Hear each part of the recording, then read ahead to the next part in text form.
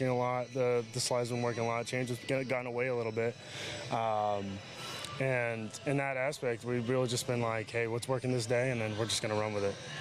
Chatting with Kyle England on Catch of the Day ahead of Game 30, the first of the 2 road games in the doubleheader today. Kyle, how are you liking Chatham so far? I love it. I love the Cape. It's awesome. First time here. Pretty much first time this up north. It's awesome. I love it. What's been your favorite part so far? The people. People by far. And I like the weather. I do like the weather. Even from Houston, I like the weather. What's your ideal weather day?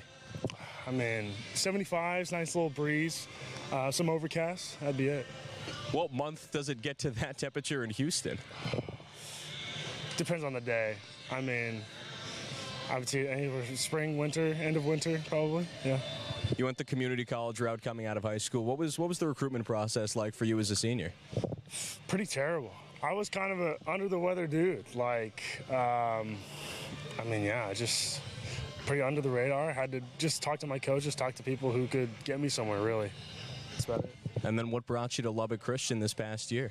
I was getting recruited out of Odessa College from then, and that got me to them. Had some conversations over there with Jermaine Van Buren, and yeah, I was happy to be there. What was your biggest development from your past season there? Definitely the mental game. The confidence is huge. That's the biggest thing by far to anyone is having that confidence on the mound. What are you hoping to accomplish during your time in Chatham before you head back there? I think I've accomplished it. I mean, get some outings, meet some people, have some fun in the summer league. That's about it. Well, there you go. Have some fun in the summer league. There's Kyle England on Catch of the Day. Kyle, thanks so much for your time. Thank you. You have a good one. Back to Jake for the rest of the Anglers Extra pregame show. All right, Chase. We've got a whole lot of Anglers Extra pregame show to come because we have been just informed at Lowell Park in Cotuit that the umpires were unaware of today's resumption and are not here. Therefore, today's game will not begin until at least 12 o'clock Eastern. So about an hour and 4 minutes to first pitch at the least. Chase, not the news the A's wanted to hear after an early wake-up, a long drive to Cotuit, and the start of a doubleheader.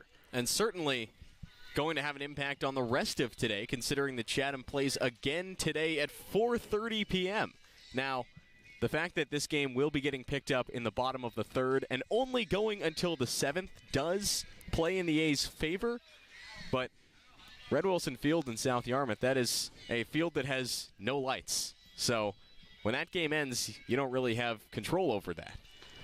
You certainly don't, so that's scheduled to be a 7-inning game at YD. It's possible that given daylight restrictions and a possible delayed start, given Chatham's delayed start here, that they don't play all 7 in YD tonight. But again, they've only got to play 4.5 today in Cotuit.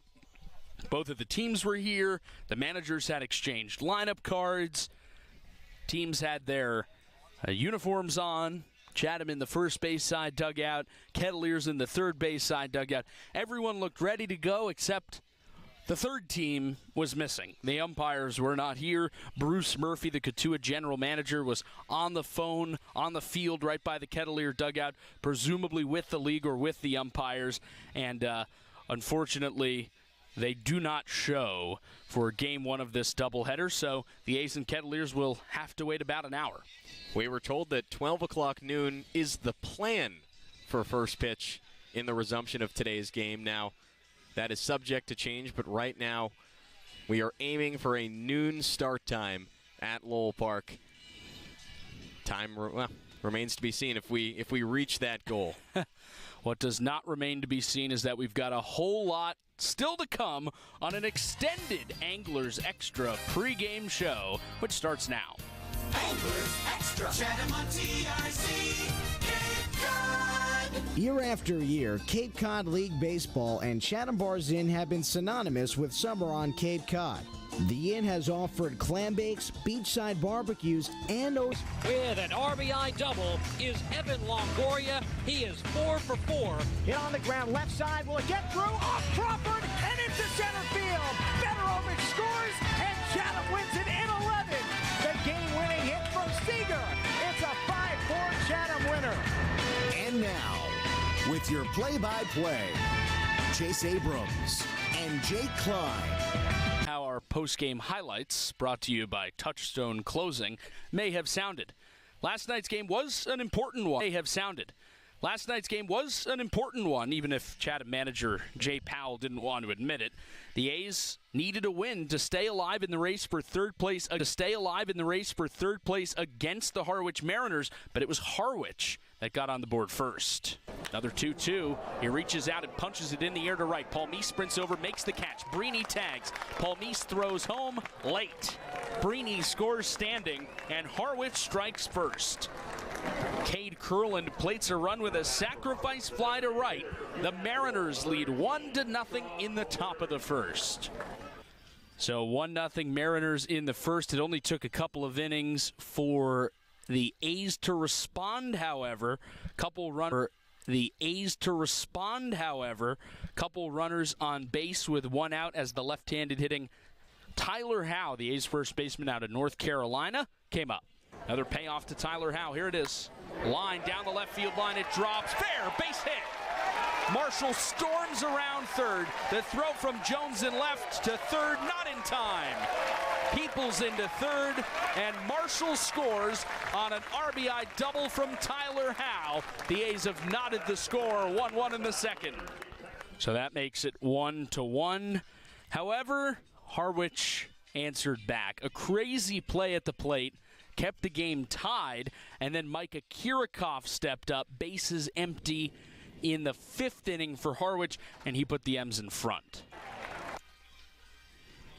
The righty delivers. Fastball hit in the air towards right field. Jamie Paul Meese sprints back onto the track. He looks up, and it's out of here. Micah Kirikoff puts one over the right field fence. A solo shot for the Harwich center fielder. And Harwich goes out in front. 2-1 Mariners in the fifth. Harwich takes the lead. Again, Chatham would tie it up with Jamie Paul Meese's RBI double in the bottom of the fifth inning. And then we'll skip ahead to the seventh. This inning got crazy. It started when Aiden Eshelman walked to lead off. He got to second on a fielder's choice. Jamie Paul Meese flew out to right. So there was a runner on second and two out for Armani Guzman in a 2-2 game. Alexson delivers. Breaking ball grounded to the right side. Criscola can't get it. It's into right field.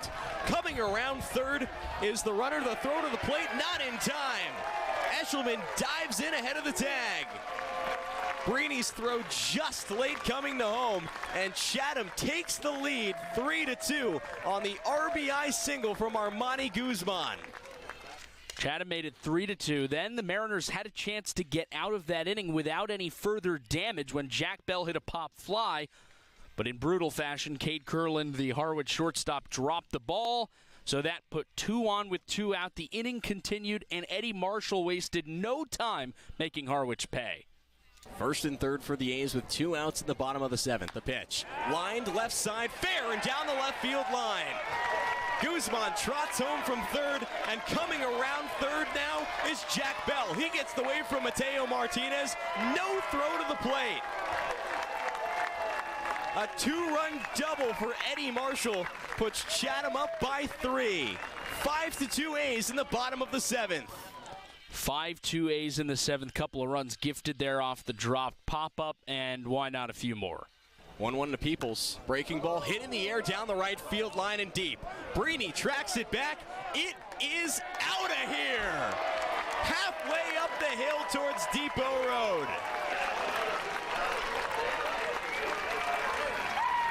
A 2-run home run for Ty Peoples, and Chatham leads 7-2 in the seventh. So the home run by Peoples made it 7-2, and the A's would hold on to win it by that score at Veterans Field. Here comes the 1-2 from Black. Launched into center field and deep. Guzman trots back. He makes the catch and ends the game. Chatham takes the season series from Harwich with a 7-2 win at Veterans Field and keeps hope alive for the 3 seed in the East Division playoffs. So that's how it goes down. Your highlights brought to you by Touchstone Closing. Chase, good win for the A's, and they set themselves up to possibly, if everything goes their way, move into third place today.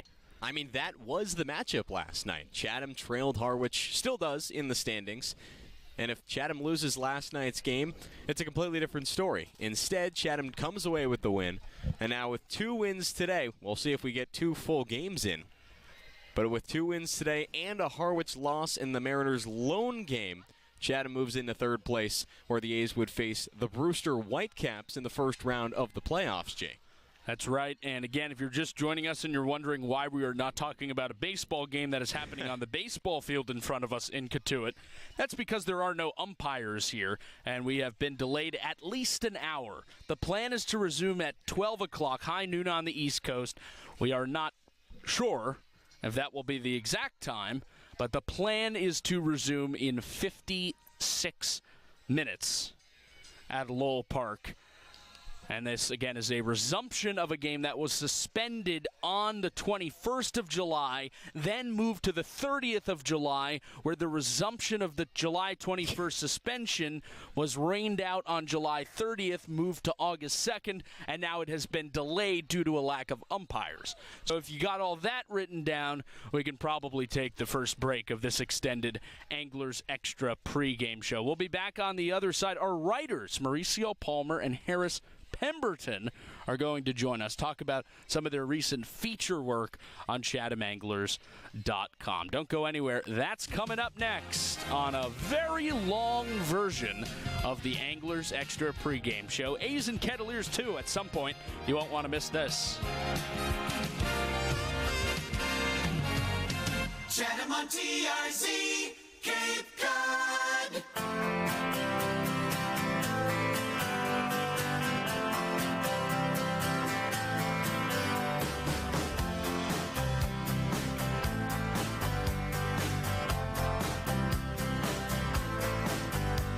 Well, it started out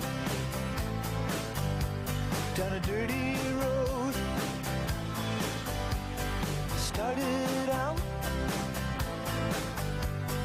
all alone, and the sun went down as I crossed the hill,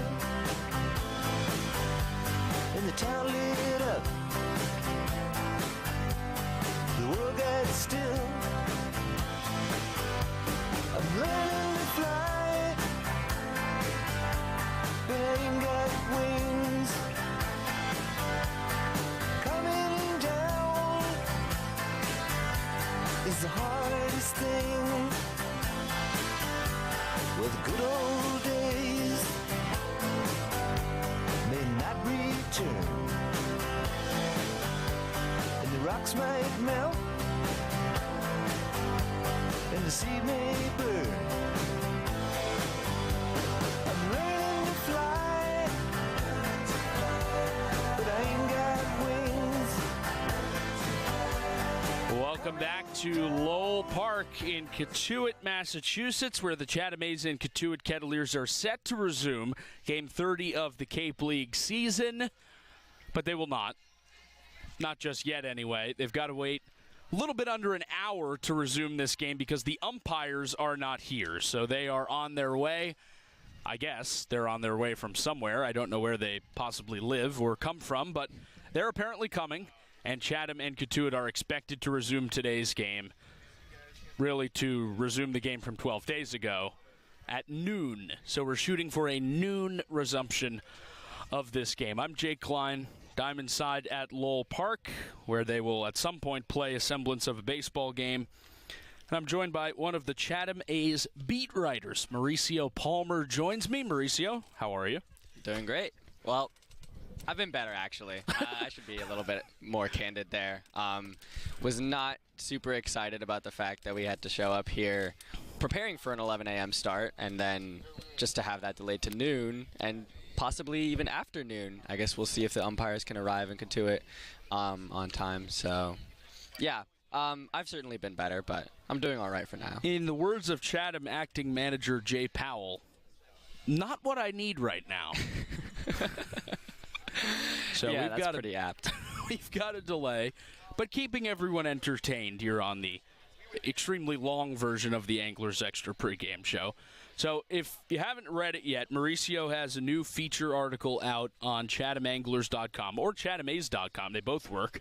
And he's writing about, or he has written about, Angel Cervantes, the Chatham ace pitcher, arguably, not that arguably, the best pitcher in the Cape League this year, a league-leading 1.04 ERA for Cervantes.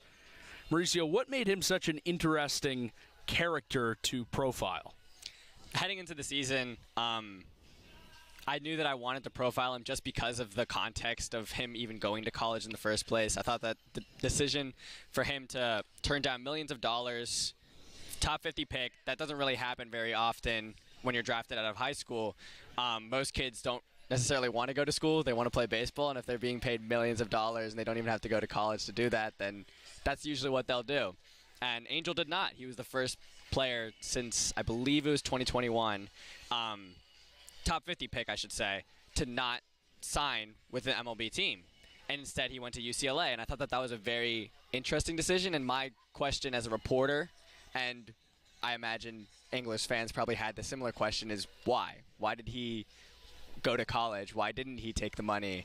Did he not like the Pirates? Was it not enough money? What necessarily led him to go to college and, by extension, to come to Chatham? So that was really something that I wanted to investigate very early.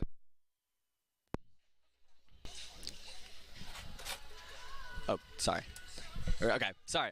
That was something I wanted to investigate very early on, and I also realized through my reporting that Angel was the type of player who was going to stay in the long haul for Chatham, and he was not going to leave early. So I thought that he would be someone who would be worth digging into and sinking some time into and some reporting into, and trying to figure out who he is, what makes this guy tick, and why he decided to go to college and come to Chatham as well.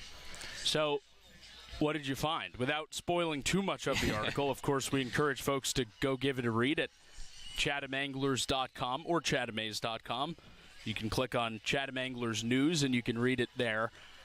What did you find? Why was that decision made? Yeah, so biggest thing that I found, obviously, money played an aspect. Money played a role in the decision, I should say. I talked to his agent, Lenny Strelitz, and he said that late in Angel's senior season at Warren High School, when things were really ramping up for him and he was getting looked at by all these scouts, I think he met with almost every MLB team heading into the draft, him and Angel went to an Olive Garden in California, and they talked out, okay, what's it going to take for you to sign? What is your bar for signability here? And Angel said, I mean, at the end of the day, it's going to need to be at least $3 million or $3.5 million, somewhere in that range. At least $3 million for me to consider, I guess, reneging on my commitment to UCLA and signing with the Pittsburgh Pirates.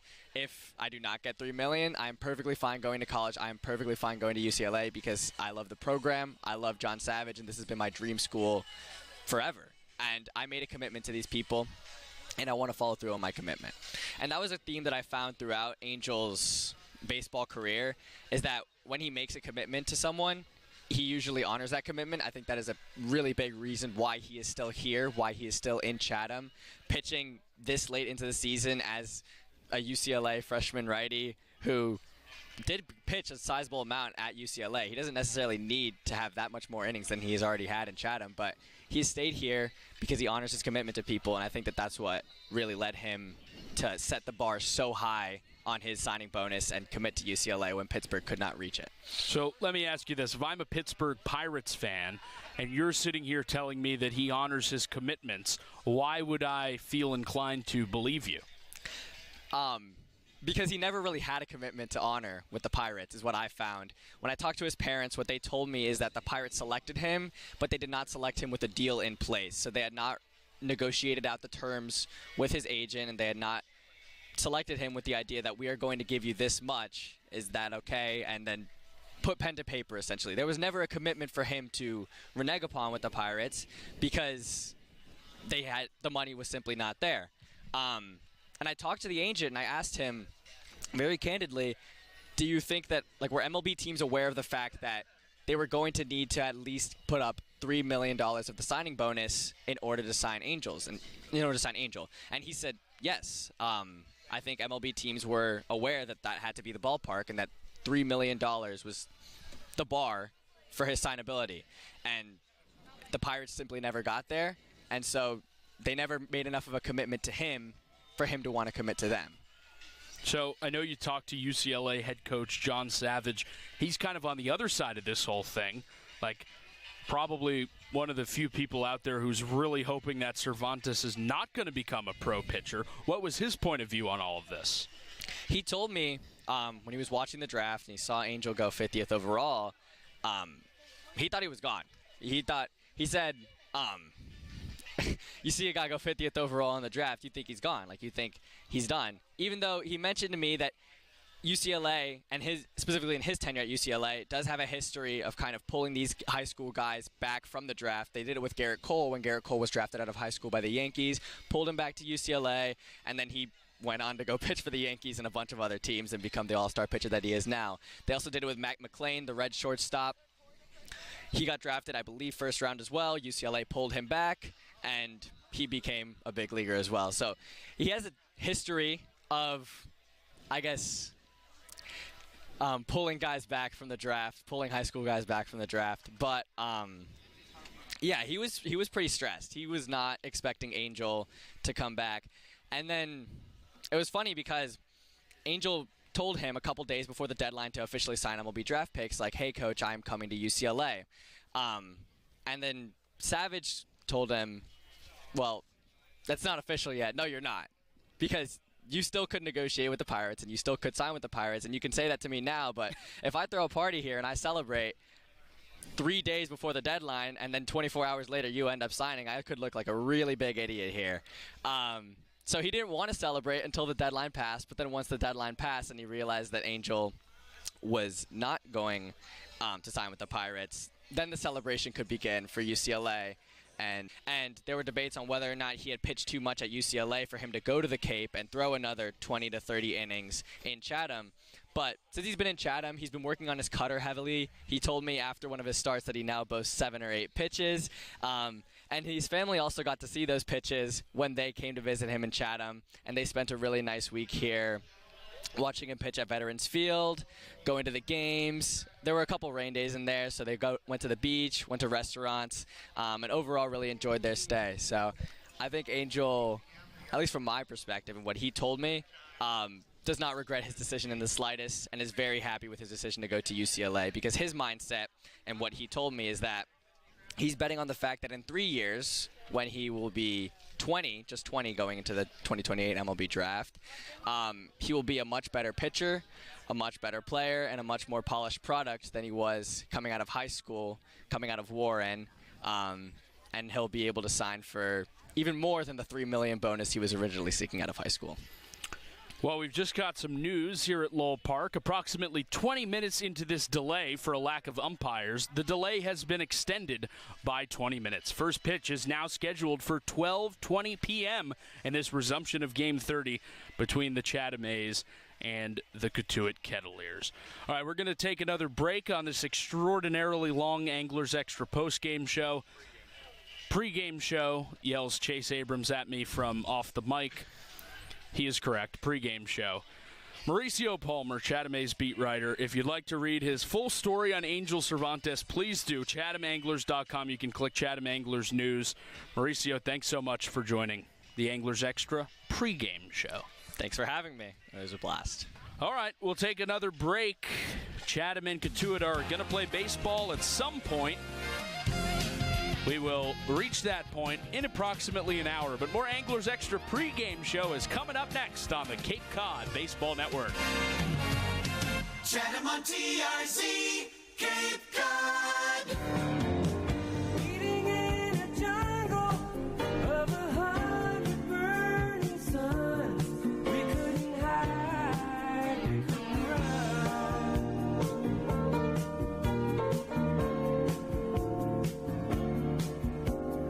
In a city of mirages, you never know who to trust. This isn't fantasy, this is love.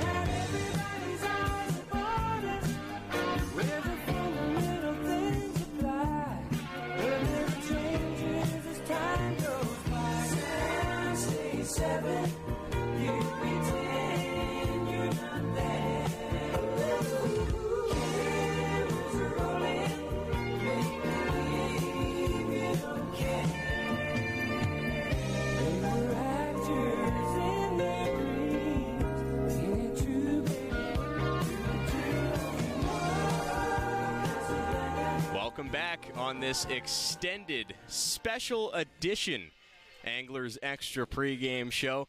It's the continuation of Game 30. We had to wait 12 days just to get to this point. Well, we've been pushed back another over an hour now. We were told when we got here it would be pushed back from 11 to noon. Well, not right when we got here, but we found out that the umpires were running late and that the first pitch would be delayed from 11 a.m. to 12 p.m. noon for the start time in this continuation of Game 30 between Chatham and Cotuit here at Lowell Park in Cotuit. Well, we've got an extra special, extra long Anglers Extra pregame show as a result of it. And we welcome you back. You just heard from Jake Klein and one of the Chatham writers, Mauricio Palmer, on his article about Angel Cervantes that came out recently on ChathamAnglers.com. Well, I'm Chase Abrams, and we're back, and I'm joined by the other Chatham A's writer, Harris Pemberton, who also recently published an article of his own, a feature of his own. Mauricio's article, Harris, was written about Angel Cervantes, who was very much a blue-chip prospect. I mean, you have to be if you're going to be selected in the second round of the Major League Baseball draft out of high school. But you decided to write about Oliver Pudvar. It was a little bit of a different story. What was it about Oliver that made you want to write the feature on him? Yeah. First of all, thanks for having me, Chase. Happy to be here. I know we got a glad long you could delay, join us. but yeah. I think the story with Oliver is just super interesting. I mean, I think that just looking at him, I remember when you interviewed him for Catch of the Day early in the season, just hearing about some of the stuff he was up to. I think that we've all kind of seen his sunflower seed company, Chips, be a big deal here on the Cape, and there was the he pitched with a hockey helmet in high school. It's all listed in his bio at UConn and Manhattan, so it's kind of out for everyone to see. So I was kind of curious, saw some of the fun anecdotes. Pitched with a hockey helmet on, ran a donut business in high school, obviously runs the seed operation now, and he was one of the older guys on the A's pitching staff, but he's been really, really solid this year, been here the whole year. And I think that when I was just kind of looking for compelling stories, I definitely am interested in the guys with that show a lot of personality, and I think that he was definitely one of the ones that jumped off the page for sure, just off of those little anecdotes that we saw. And his story is really interesting. I think that he had one Division I offer out of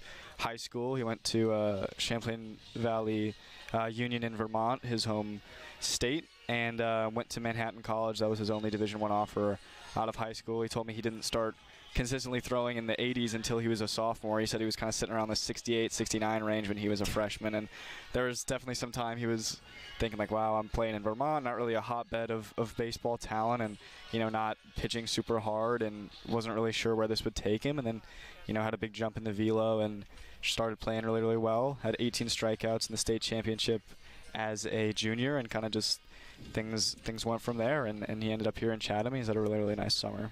You mentioned the anecdotes that you can find about Oliver Pudvar, both in his Manhattan College bio and his UConn bio. One of my favorite parts about your story, from a personal note, and I will spoil it a little bit for anybody listening, is that his bio at Manhattan College is one of the things that actually attracted him to the UConn coaches.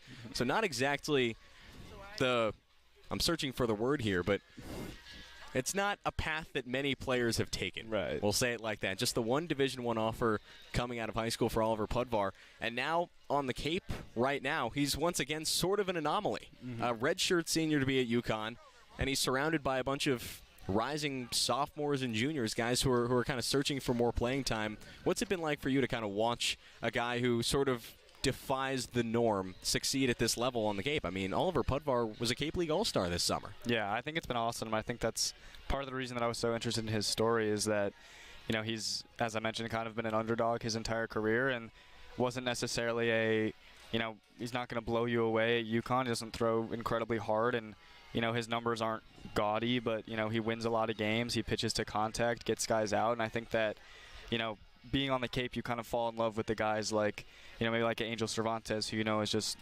dicing teams up and mixing really well and blowing away scouts with, his pitch mix and the way his pitches move. And, I mean, obviously there's something to be said about that. Angel's, the best pitcher in the league, but I think that it's also really, really entertaining to be able to watch a guy who isn't going to blow scouts away and kind of, an unassuming guy. He's, like about 5'10", and he's a little undersized for his position, but he gets the job done. He gets guys out, and he actually struck out a lot of guys here in Chatham, more than he really did at UConn. Leads the team with 30 strikeouts here, and pitching to about, I believe, 9 per 9 innings. So it's been pretty impressive to watch him work, and I think that it's just super cool that he's been able to find a solid role here. And when I talked to his coaches at UConn, they were super, super proud of that as well. There's also really a lot of the guys on the Cape this summer are guys who need to build up in terms of innings. Oliver Pudvar, that is not the case. I mean, he threw almost 75 innings at UConn this past spring. He's already eclipsed 25 on the Cape this summer, which brings him over 100 between the two leagues. I mean, this is, once again, not the guy that is really the mold of the Cape League player. And UConn, correct me if I'm wrong, may have wanted him back at a certain point, but Oliver decided to stay in Chatham, and the A's are grateful that he did so. I'm curious, Harris. You've mentioned Angel Cervantes is a little bit more of kind of like that classic pitcher that you see succeed, and obviously he's having success. Who are sort of the pitchers that at the major league level throughout the years that Oliver Pudvar reminds you of in terms of, I guess, maybe pitching from the left side, a little bit more pinpoint accuracy, more than overpowering stuff? Yeah, I mean, I'm not really sure. It's hard to kind of think of guys who really remind you of him because, at least in my opinion, he's not like most of the traditional guys you'll see. I think that, and something that actually came up when I was talking to Joshua McDonald, the pitching coach at UConn, is that there's really been an increased kind of role in Major League Baseball for the opener, kind of the guys who will go an inning or two to start the game and kind of just, push the team from there. And I think that Pudvar's kind of been in this, middle ground between, he started most of his games in Chatham, but he also has come out of the bullpen at times. And I think that, if he's going to go to the pros, I think that he is mostly going to have a role maybe as kind of an opener type of guy where he's, goes for a few innings. He can go for 5, but he could also give you a solid 2 innings just to start a game if you need to. So I think that it's hard to kind of think of anyone in particular that he reminds me of, but I think that kind of his role is important in the modern MLB. The versatility has definitely been apparent for Pudvar this summer, as you mentioned, pitching in a variety of roles. You told me that you talked to his pitching coach. This is obviously a lengthy feature that you and Mauricio both provided on ChathamAnglers.com. What goes into writing something like this? How many different people did you talk to? What were you looking for out of these conversations? Yeah, I think for this story I only talked to about 5 people, which is, for a feature of this length, not very much, or not very many, I should say. But kind of just when you started, first thing I did, I talked to Oliver after one of the games and just went through him to kind of, told him I wanted to write a story about him, and just got some kind of contacts through him who he thought, could speak on his story. But kind of the idea when you're going into most of them is just to, I always like to start by sourcing, around the player and seeing who are coaches he's worked with, who are family members who have been really important to him, who are teammates who have been really important to him, or anybody who's really, played a big role in his journey. And I think that that's always where I like to start. And then I like to try to talk to the subject last, so you can kind of get a lot of information about them, and then talk to them and see what they have to say about all these other things that people have said about them. So yeah, I talked to about 5 people for the story. I talked to his mom. I talked to 2 coaches at UConn. I talked to him, and I also talked to his buddy Chase, who runs the seed operation with. So it was actually pretty lightly sourced, but I think that he just has a lot of interesting stuff going on with him, so it was kind of easy to bring a lot of those things into light, and a lot of people had a lot of good things to say about him, so it was fun. Once again, we are in, I guess we should call it ump delay here at Lowell Park in Cotuit. Umpires late in arriving to this game, so the start time that was initially penciled in for 11 a.m. has now been pushed all the way back to 12:20, and because of it, we get an extra long Anglers Extra pregame show. I'm Chase Abrams, and I'm talking to Harris Pemberton, one of the Chatham A's beat writers for this summer, about his article about Oliver Pudvar that's currently available on ChathamAnglers.com. Please go give it a read. There's a cool story on there about Oliver pitching with the hockey helmet on, the bright yellow hockey helmet on in high school, and he told you, Harris, that it kind of forced you to look at him. It was one of those things that he said, well, if you can't see me in the bright yellow hockey helmet, how are you going to see me at all? I'm curious, what was a story that really stuck out to you when you were doing your research and talking to all these different people about Oliver and about his journey to get to this point? Yeah, I mean, there are too many to count, really. I think that the hockey helmet one was definitely one of my favorite ones, and that was a pretty big part of one of the sections of my story. But kind of the story behind that, he was playing travel ball right after his junior year of high school, where he just won the state championship, and still kind of a lightly known prospect. But if there was ever kind of a time to prove himself that he was going to be a Division I pitcher, it was that summer, and he joined a travel ball team. And first game of that summer, or one of the first games, I believe, he got hit in the face with a pitch. I think he said it like bounced off his bat and hit him in the face or something. This is when he was still hitting. Right, yeah, when he was still hitting. And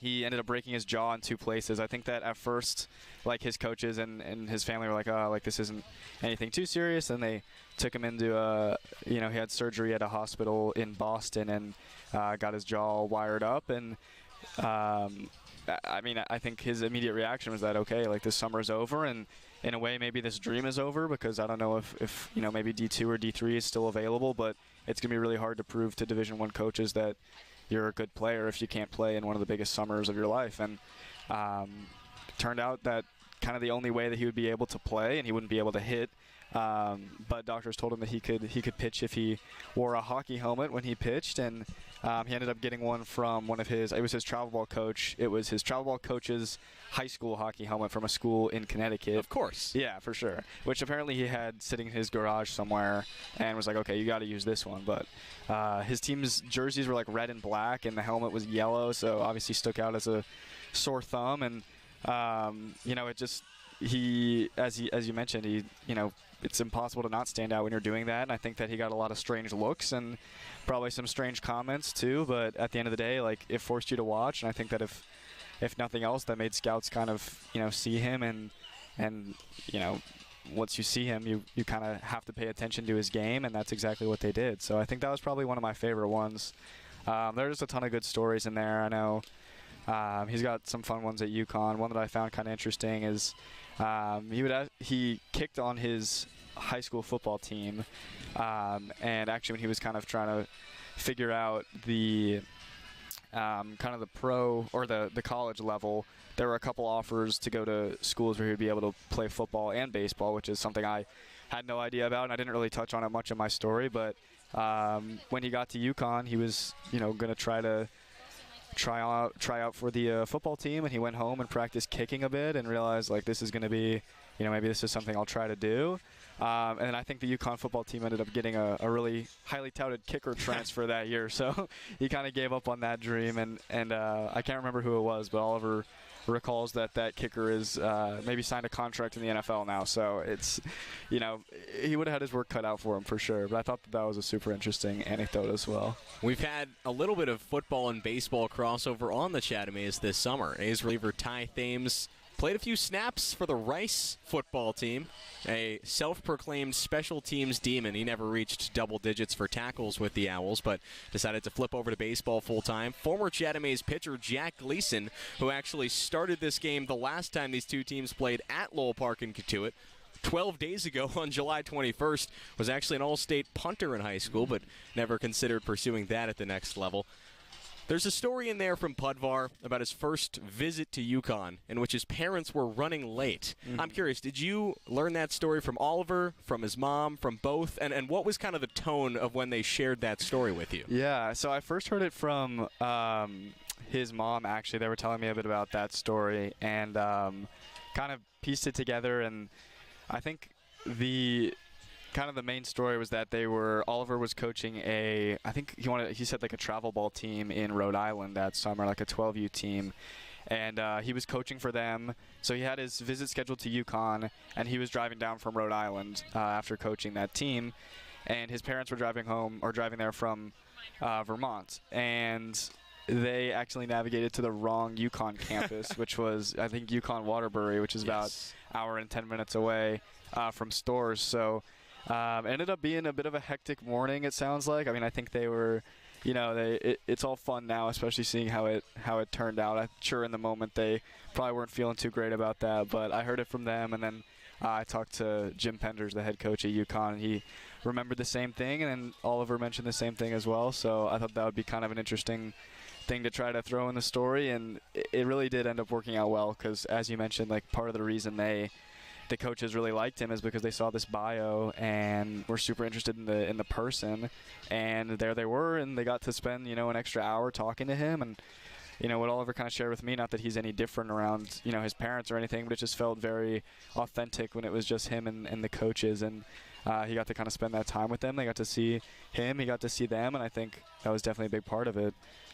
So it was kind of a funny story. It worked out in the end, though. And I think it's good that, he was able to have that time with them and kind of settle into UConn a bit.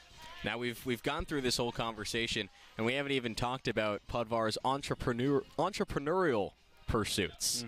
We talked a little bit about the failed donut business in high school that was going towards guerrilla rehabilitation, which is one of the more random causes you'll hear, but it's a cause nonetheless. He's got the sunflower seed business going on right now. What are your impressions of what does he talk to you about with that business?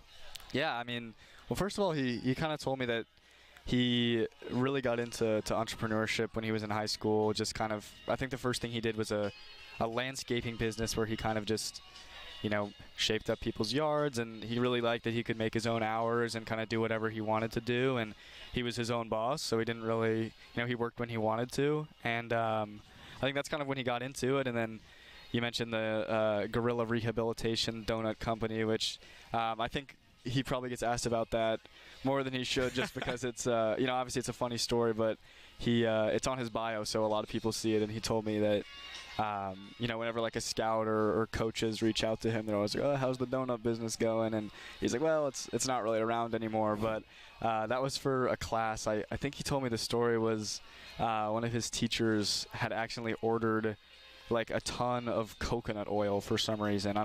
It was an accident, or maybe they accidentally ordered way too much. And so one of the assignments for the class was you have to come up with a business idea about, surrounding coconut oil.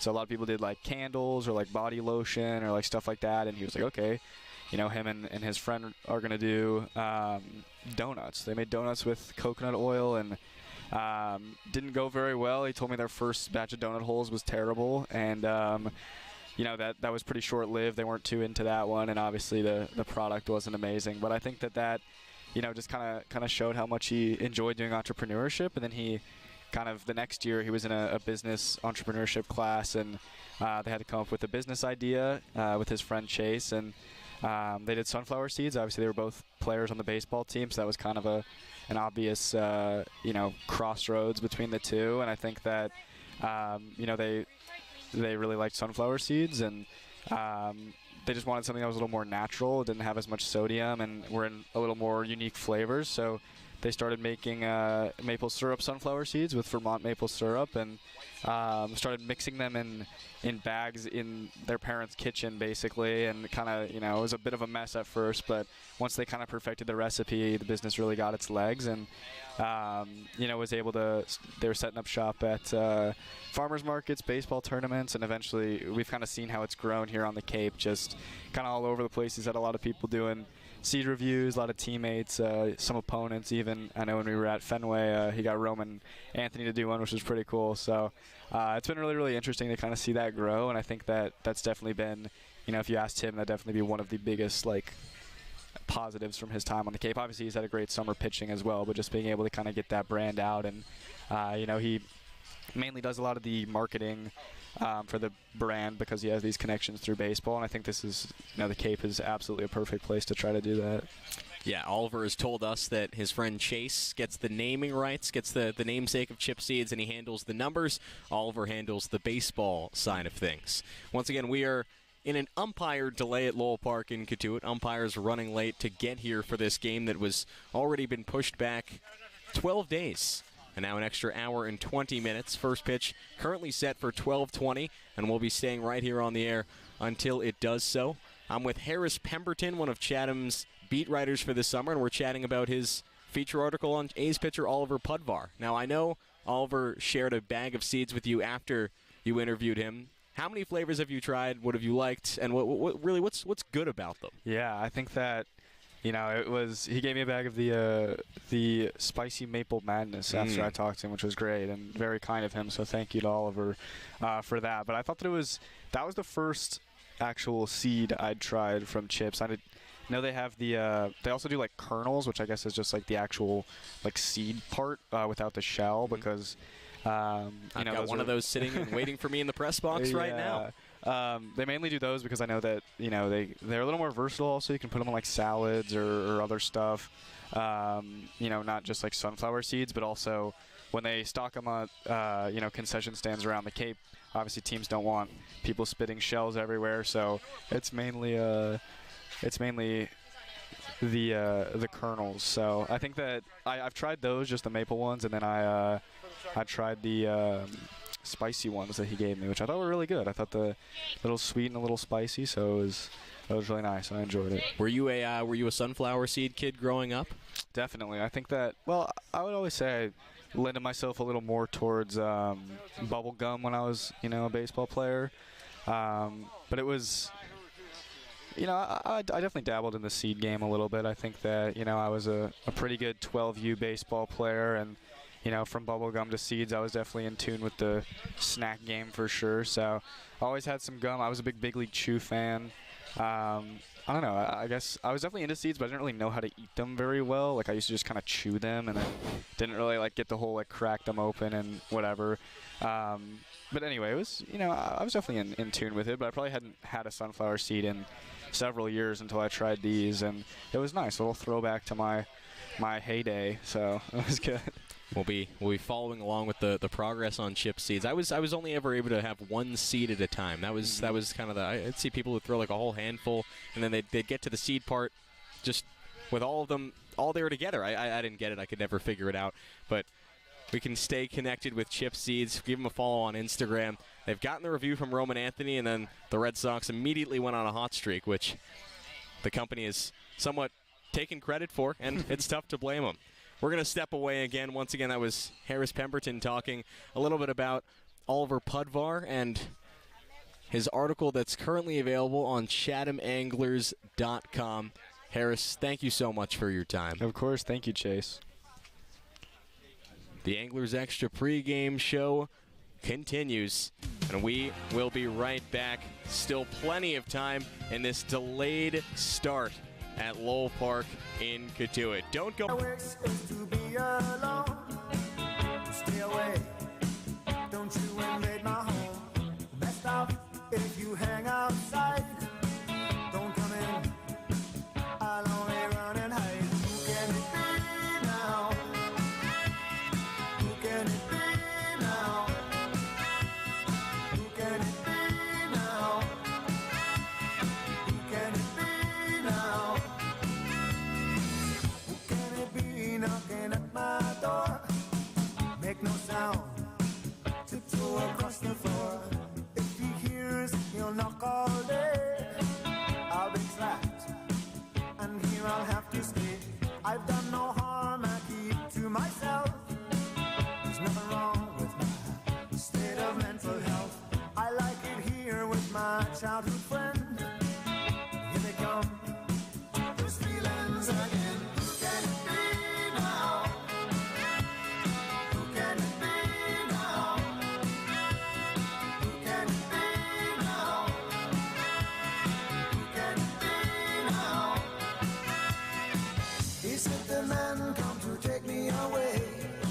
Why do they follow me?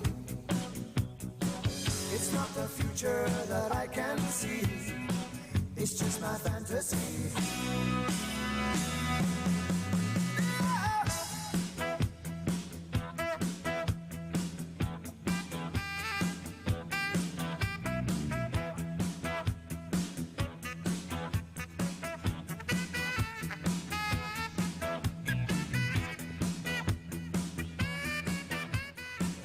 Extra pregame show rolls on.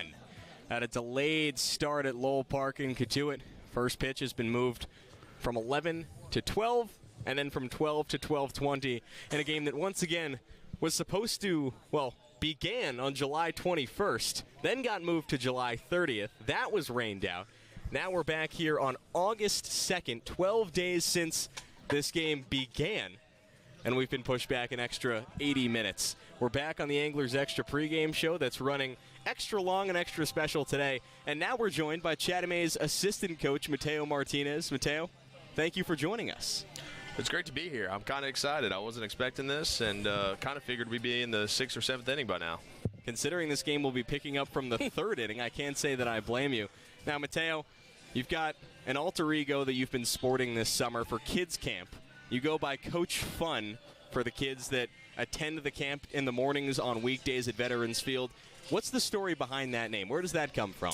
Coach Fun comes from a good friend of mine, Jason Krug. Jason Krug's a fellow assistant over at San Jack and a kids camp elite coordinator. He's done it for a long time, and he's kind of picked up a number of tricks of the trade. We were working at kids camp last summer, and instead of introducing himself, he went out as Coach Fun. And I had another kids camp to work the week prior, or the coming week, and rolled with it. And there's a lot more benefits than other just, the kids getting excited. It's one of those deals whenever a kid comes to kids camp, especially like Chatham camp or some of the other ones I've worked, they tend to keep going. And Coach Fun doesn't have to be one person. It can kind of be just, the guy that runs camp and something that can be there for years to come. So a lot of kids can look forward to it, and especially as the year goes out, hey, what do you want to do next summer? I want to go hang out at Chatham Anglers Camp. So what does it take to be an elite kids camp coordinator? Patience for starters. You have to be very patient. You have to be a problem solver rather than a problem identifier. It's real easy to see a problem. It's a lot harder to get it fixed. And I'll tell you this, I think that his ability to structure is second to none. The guy is not only extremely structured, but he's also, extremely efficient with getting it all done. So I tend to forget this sometimes, but you're like 25, right? I am, as of July 12th, 2026. How about that? Our birthdays are all within a span of 5 days. It's a special multiple day. years, but yes. Well, yes. But in the month, span of 5 days. I'm the 7th, Jake is the 10th. There you go. So I know you've been a manager in the Texas Collegiate League, obviously an assistant coach at San Jack, assistant coach here. What is it like trying to break into the baseball industry as a young coach? For me, it was really easy because I had good people in my corner. For others, not so much. I have a number of friends that are doing their best to break in, but you kind of have to be in the right place, right time. And, I'll tell you this, a good friend never hurts. Having somebody make a phone call on your behalf is always a good thing, especially if you've done a good job and deserve it. Who are some of the good friends that you have had that have made those phone calls that have helped you out? Oh, man, Kevin Lawman, Ronnie Thames, James Dillard, Corey Kohler, Rob Martinez. Honestly, I've been really fortunate to a lot of the people I've been around having. Dennis has made phone calls for me this summer. It's a deal of, I've been around really good baseball people, and it's really exciting to be around. I'm very thankful. So I know a couple of players on this Chatham roster made their way here because you had connections with them. Ty Thames being one of them. You just mentioned his dad. How did Ty end up in Chatham? Man, I got hired late. I got hired that first week of May to come up here to Chatham, and so I didn't have much to do with the initial roster, and I just kind of told Dennis, I said, hey, man, if you need players, don't be afraid to lean on me. And, Dennis worked his tail off getting these guys up here, and more importantly, I feel like we've had elite players all summer. I don't think that there's been that much of a drop-down or drop-off, but whenever I got up here, I kind of started poking around, was like, hey, would this guy be interested? Would this guy be interested? And I was talking to Ty's dad, and he informed me that he quit football. And I was like, well, if he quit football, there's only one place he needs to spend the summer, and that's up here with us. And we worked through some details. We worked through it with Rice. And he was a little banged up from football, and we got him up here. And, I think it's been great for him. Now, Thames, not the only guy that you brought up here. I know Brady Coe is a guy that you have a pre-existing relationship with. Brady will pitch in this game when maybe at some point. If when it resumes. What's your relationship like with Brady? It's a good one. I've known who Brady is for years. I watched Brady play high school baseball. I watched him play summer travel baseball. His dad is the head coach at Allen High School, coached Kyler Murray. So the Coes are a big crazy name. Football stadium there. Yeah, one of the best public high school stadiums in the country. So the Coes are a big name in Texas. So whenever I became the manager of the Bombers, I reached out to Abilene Christian. I was like, hey, I want to coach Brady Coe. And we made it happen, and he was all TCL third baseman actually for us. And so when I got up here this summer, I knew he threw strikes, I knew he competed, and I knew he was a really good kid. And it was a no-brainer to bring him up. How about Aiden Eshelman? Because I know he was coming up here, and you told me even before he arrived, this guy is a baller. Yeah, and to be honest with you, I've watched Aiden play in 2024 and hadn't seen him since. But, you know, with some ties over to UTSA and some ties to TCL, their season wrapped up, and we gave him the option to come. And, you know, I think that's part of what makes him a baller is that he wants to play. And so he had a great summer. He had a pretty good freshman spring, and he wasn't going to stop or slow down there. So here he is. He's off to a good start. Now, you told us right before we got on the headsets to come back that this is not, in fact, your broadcast debut. What is your broadcast experience, Mateo? You know, my broadcast experience. Yeah, yes. Oh, he does. But is Lynn Michaels with Texas Sports Broadcasting Network. He is the man when it comes to watching Texas junior college baseball. He runs all the broadcast. It all runs through him. Honestly, I'll be honest, a lot of people actually use him for the standings, and a lot of people wouldn't know the standings if it wasn't for him. And he's the man when it comes to broadcasting down in Texas. So whenever we're hosting a tournament or we're hosting a little three-way, I'll spend some time on the air with Lynn. So I know, you know, Chatham over the years has had, and really in the Cape League, like so many junior college players. Obviously, Brett Doe was a junior college assistant. You're a junior college, or Brett was a junior college head coach. You're a junior college coach. What is the deal with junior college baseball? Because up here, you know, Chase and I are both from Massachusetts. Like, we don't really have that. So down in Texas, you know, we have good weather, which allows us to play year-round. Yeah, we don't have that in Massachusetts. Yeah, and I think that's the number one key contributing factor that got it going. So in the fall in junior college, we're allowed 14 dates to play. And on those days, actual games. So it's dates, not even games. On those days, you can play 3 innings or you can play 23 innings. It is completely up to your discretion. So it allows for a lot of development. And, you know, especially back in the 40-round draft, there was a lot of guys drafted out of Texas JUCO because, number one, you could go to college and be immediately draft eligible as a freshman. And on top of that, you can play 14 dates, which could equate anywhere from 14 to 30 games, kind of depending on how you do it.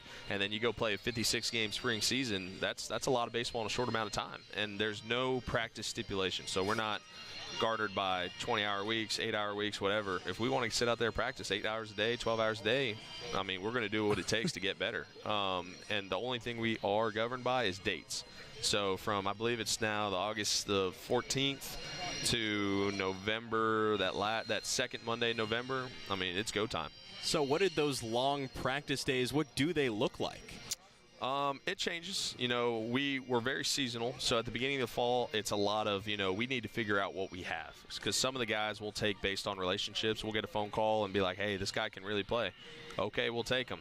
Never seen him play before. You know, some of them will go out, watch him play 6, 7, 8 games, and we have a good idea what's coming in. But it's been a couple months since we've seen him. So step one is figuring out what we have. Step two is teaching them how to play Sanjak baseball and you know, kind of our version of it. And we do a little things a little different, but, you know, I think the proven success over a long period of time at Sanjak proves that, you know, we're going to keep doing it because it works. Is it strange? I imagine, like, you're catching kids in a little bit of a different step in the process than an NCAA coach. 100%. Like, if I'm the coach at, you know, Texas, like, my goal is to get these players to the next level, to the pro level. Your job, if I'm reading this correctly, is to get them to kind of the Texas level. Is that weird? I got to agree and disagree with you. Okay. I think once you get to that SEC, ACC level, you know, I think it becomes you have to meet the standards of your university, whether that be Omaha or whether that be field a team or whether that be just have good grades. At our level, I think we can make sacrifices in the best interest of the player. And I think that we can kind of wear some. I think we can allow a guy to sit there and figure it out over 30 at-bats, whereas at Texas, hey, you have a bad game. That might be your last game. Yeah. It is show and play good or go home. And so for us, you know, I think we can kind of deep dive into a kid's development and actually, you know, try to help them become the best versions of themselves. You know, just in this past year's draft, Brandon Arvidsson was taken out of Tennessee to the Chicago Cubs. Whenever I met Brandon, I was coaching the Brazos Valley Bombers as the pitching coach, and we had an A&M catcher, and he's like, hey, I got this buddy that doesn't have anywhere to play in summer ball. And I was like, I don't care. Like, I don't want him. And he's like, let him come throw a pen. And he came and throw a bullpen. Well, this big old 6'5" left-hander walks in, and I'm like, hey, who's this guy? We rolled him out there for his first game, and he walked 7 straight and threw 3 strikes. And he walked up to me after the game, was like, hey, thanks for everything. I'm sorry for wasting your time. And this is an SEC player. Yeah. And I was like, hey, no, you're on a roster spot. You're coming on the bus. We're going to Baton Rouge tomorrow. I'll see you there. And we just kind of wore it and let him go. He A&M ended up parting ways with him kind of sometime in August, right before school started. And we told him what we do with Sanjak and told him why we thought it would be a good process for him. And I'll be honest, that first fall, we had to wear it with Brandon a little bit. Like, it cost us some games, and it was really ugly to watch. And he ended up being an All-American. Got signed into Tennessee. Could have gotten drafted out of our place, decided to go play in the SEC. And then that would not have happened if our number one priority was winning. But that's not. It's our number one priority is players. What kind of work were you guys doing that brought him from the guy who threw 3 strikes and walked 7 batters to that All-American status? Our pitching coach at the time was Josh Zide. I think it first started with confidence more than, actual work. As we built confidence and he kind of found himself around the zone more, then it turned into more pitch development, a little bit of arm slot stuff. And I'll be honest, talent was never the issue with Brandon. I think it was just convincing Brandon he's as good as we thought he was. So just to bring it back to the Chatham A's here, as we are now 20 minutes away from first pitch, allegedly. Still no sign of umpires, by the way, at Lowell Park. That is the reason for the delay. The team has been clicking here, won 6 of the last 7 games. What has worked with this group of players that's very different than the group of players that was here at the start of the summer? Man, we have great kids. I think they're all talented. I think they're here, rightfully so. But they're all good dudes. I don't necessarily think we have any bad eggs. And I'll tell you this, is that good dudes tend to gravitate to good dudes. And so I think that's step one. And then on top of that, they are very, how do I put this, contagious. 1 hit leads to 4, 1 run leads to 6. It's just a deal of they do a really good job of kind of building off what the other person's doing. And especially on the mound, one dude has a good inning, they've done a really good job of keeping it going. One dude has a bad inning, the next guy that comes in has done a good job throwing up a 0 right after it. So we've minimized damage and maximized on damage on offense. All right. Well, there's Mateo Martinez, Chatham assistant coach.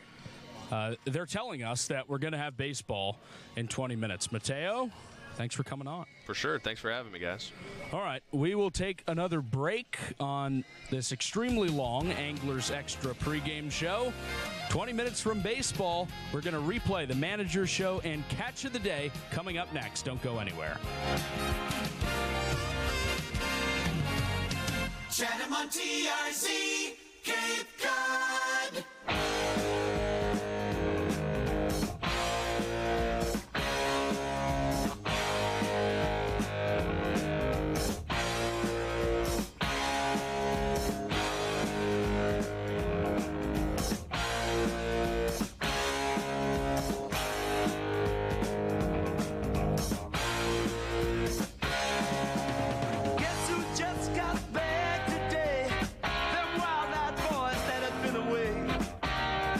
Change had much to say, but man, I still think them cats are crazy.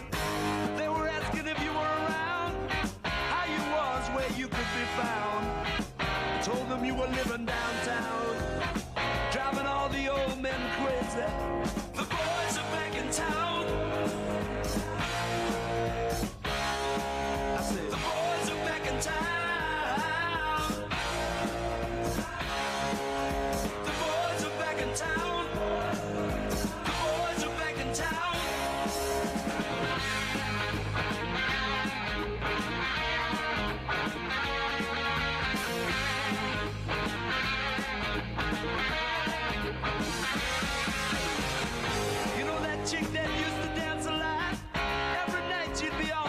Shaking what she'd got.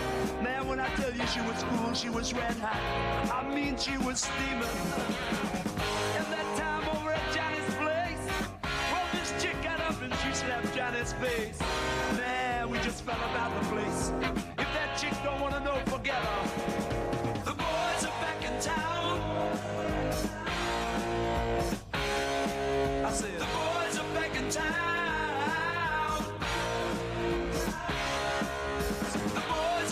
Town. The boys are back in town. Welcome back on the Anglers Extra pregame show. An Anglers Extra pregame show that has now gone about 80 minutes. Woohoo! With the umpire delay here at Lowell Park. Here's what has happened to this point. or rather what hasn't happened, and that's the umpires have not showed up. We're 80 minutes into the delay, a little bit more than 80 minutes into the pregame show, so a little more than an hour into the delay because we come on 20 minutes before first pitch is supposed to be. But we're getting closer towards this game beginning, Jake. We are, and when we resume, it's going to be the bottom of the third inning. It's going to be a clean start. Jesse DiMaggio is going to lead off. He's the 7-hole hitter in this game. That is a resumption of a game here on July 21st. Chatham is ahead 1-0, and there are playoff implications here today, Chase.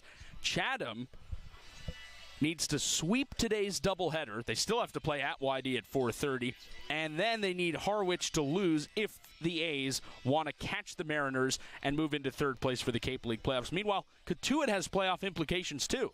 And we wait just a little bit longer to find out the results of these next few games, with the Kettleers trying to climb into fourth place and into playoff positioning. This game was delayed 9 days. Then it was delayed another 3 days, and now another hour and 20 minutes. An extra special Anglers Extra pregame show rolls on, and we replay both the manager's show that is next and then catch of the day. If you're just joining us, where have you been? We've been on the air this entire time. The Anglers Extra pregame show continues straight ahead. Sports Radio, play-by-play. Go A's! Chatham on TRC. Chatham Bars Inn is Cape Cod's premier 4-diamond oceanfront resort. With 217 luxurious rooms, guests have access to numerous amenities, including a private beach, complimentary children's programs, 4 award-winning restaurants, a new world-class spa, an outdoor pool, and tennis courts. Year after year, Chatham Bars Inn is recognized as one of the top resorts in the world. Chatham Bars Inn and Cape Cod Baseball. Summer fun for the whole family. Welcome back to the Anglers Extra pregame show. Game 40 is today, but first, we've got to finish up Game 30. Chatham and Cotuit resume their suspended game this morning at Lowell Park, and it's time for the manager's show with the Chatham acting manager, Jay Powell. I'm Jake Klein. Jay, you get the 7-2 win over Harwich last night. What did you think about that game from your team? Played really well. I mean, for us, it really could not have worked out any better. We kind of scripted it out the way we wanted to pitch it. Our main goal was to have those guys back, obviously ready to pitch on Tuesday. Went honestly about as good as it could have. We swung the bat well, got some good hits. We took advantage of a miscue they had in that inning where they couldn't make the play on the fly ball, and it was good. I mean, I was proud the guys played well and to get a win, and more importantly, the pitching lined up like we wanted it to. I know we talked yesterday that for you would not have liked being scripted out and having set innings, but some of these players might like that better. How did you think it worked out in the end? I think it was good. I mean, I'd like to have gotten Collins maybe another inning, but I sure didn't want to go extra innings, so it kind of worked out good. And I think they all, I think especially with summer ball, sometimes they do enjoy that being scripted out a little bit. So I think they really, all of them threw the ball really well. You had a home run from Ty Peoples last night. I know today will be his final day before he reports to Florida State. What, in your estimation, has he brought to this team? Well, to me, he's a dynamic player. I mean, he's got a lot of pop. He's a good athlete. He can play multiple positions. He's brought a lot of versatility. Really, he's an outfielder, but we played him a lot at second base, and he's done a good job at second. And that's the thing about these guys. They come up here and they do stuff like that, and all it does is help them. If you can play multiple positions, that's a great thing for a coach. Because if you're hitting, you got a little options of where you can put them and where you can obviously slide in different guys at different spots. What do you think the lineup looks like without him into the playoffs? Well, it's going to be a little tougher. I mean, he's been good for us. So we've got to, we have some guys though that are going to have to kind of step up. We've got Harlan can play first and catch. Tyler can play first and outfield. So we got some guys that can do some different things. It gives us a little more flexibility. We can move Cam around a little bit, and getting Aiden Eshelman in is going to help us too. Because he can play multiple positions on the infield also. Chatting with Jay Powell before the A's and Cotuit Kettleers resume Game 30 of the Cape League season on the final day of the Cape League regular season. Jay, what is it like filling out a lineup card that has Junior Lewacki and Ty Manolfi and Cole Johnson and Jack Gleason, who are all not here? Right. You just got to make some subs, and it is a little funky to start in the third inning, but we're going to approach it like a 5-inning game basically, and yeah, we're able to slide some guys in, and just kind of replace them, and the only thing that concerns me a little bit today is pitching. We basically got 3 pitchers for 12 innings of baseball, and it's doable, but it depends on the first game really. If we can, Brady goes deep in this game and we're in good shape, then it just depends on how many we got to use today. So it's not unthought of to maybe see Cam Pruitt in the second game some.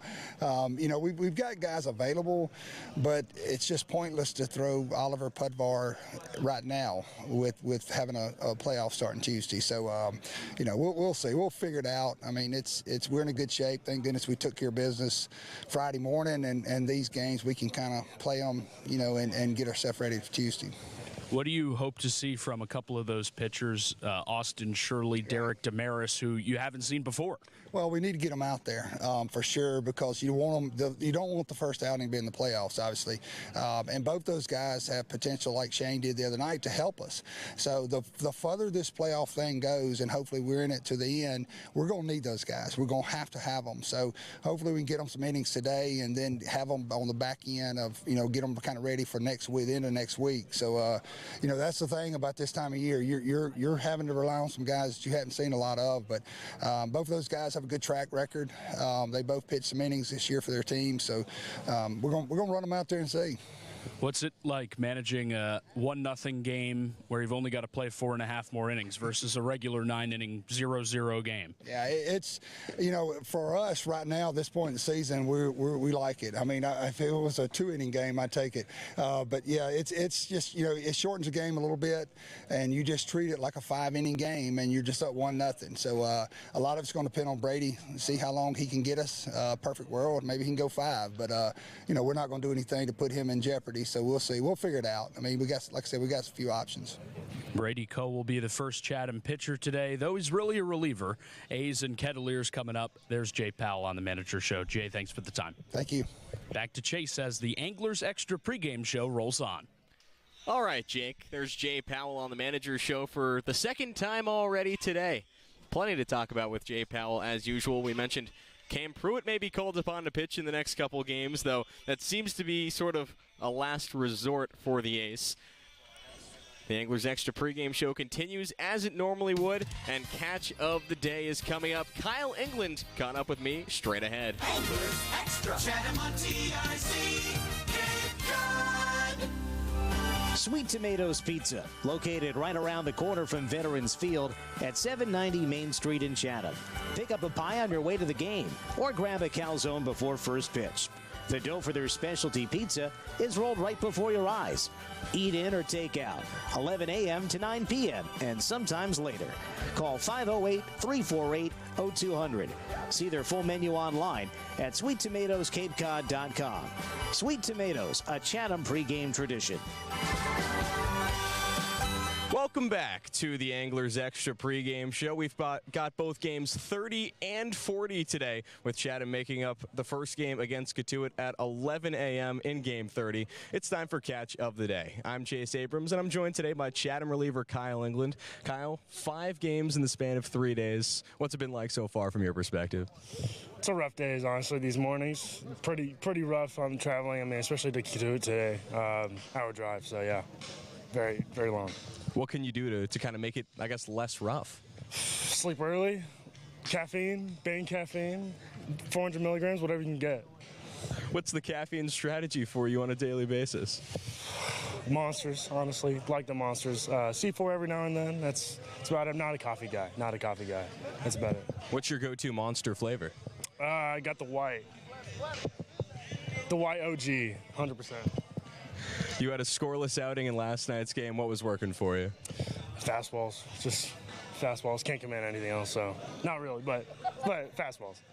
How important is it to have that fastball working when you go out onto the mound? I mean, if it's all you got, that's the best thing to have by far. I mean, especially if you throw harder, it's great. It's awesome. What kind of work can you do to make sure your other pitches are working if the fastball is really the only thing that was working for you at the start? Throw pens. I mean, find something that works and ride with it, really. That's the biggest thing is to really just, like, use the eyes, use the mental, use the intent, and find whatever works that day, because nothing's going to be the same every day. So, yeah. Jay Powell had told us he kind of scripted his pitching plan last night. He told us that when he played in the big leagues, he wasn't a huge fan of that. What is it like from your perspective, kind of knowing which inning you're going to be going into pitch? As a back-end guy, you kind of know, have some feel of when you are going to go in. So for me, it wasn't really that crazy of a thing. But, I mean, everyone has their own routine, get the body going. For me, it wasn't that crazy. But it was nice to see, everybody's on a 2-2-2. And then last one to close out guy. So, yeah, that was interesting. You mentioned you're a back-end guy. What is it like to be the guy who's relied upon towards the end of games? It's awesome. It's the highest adrenaline, the biggest leverage by far. I mean, it's who you want to be, really. It's the guy everyone wants to come in and most intimidating guy. That's who I want to be. How much do you rely upon adrenaline when you're coming into these games? It can kill you, though. Like, I don't want to rely on too heavily. I think it could be a terrible master to have on the mound out there. So I don't like to rely on it heavily, but it does come. It does come. So what kind of work do you do to make sure that you're not relying just on the adrenaline? I mean, give yourself these one-word cues. I mean, for me, it's just kind of calm, or just look somewhere. Honestly, I like to look away a lot from the plate when I pitch. So that's it for me. You're coached by a couple former big leaguers in Dennis Cook and Jay Powell. What does your work with them look like so far since you got here to Chatham?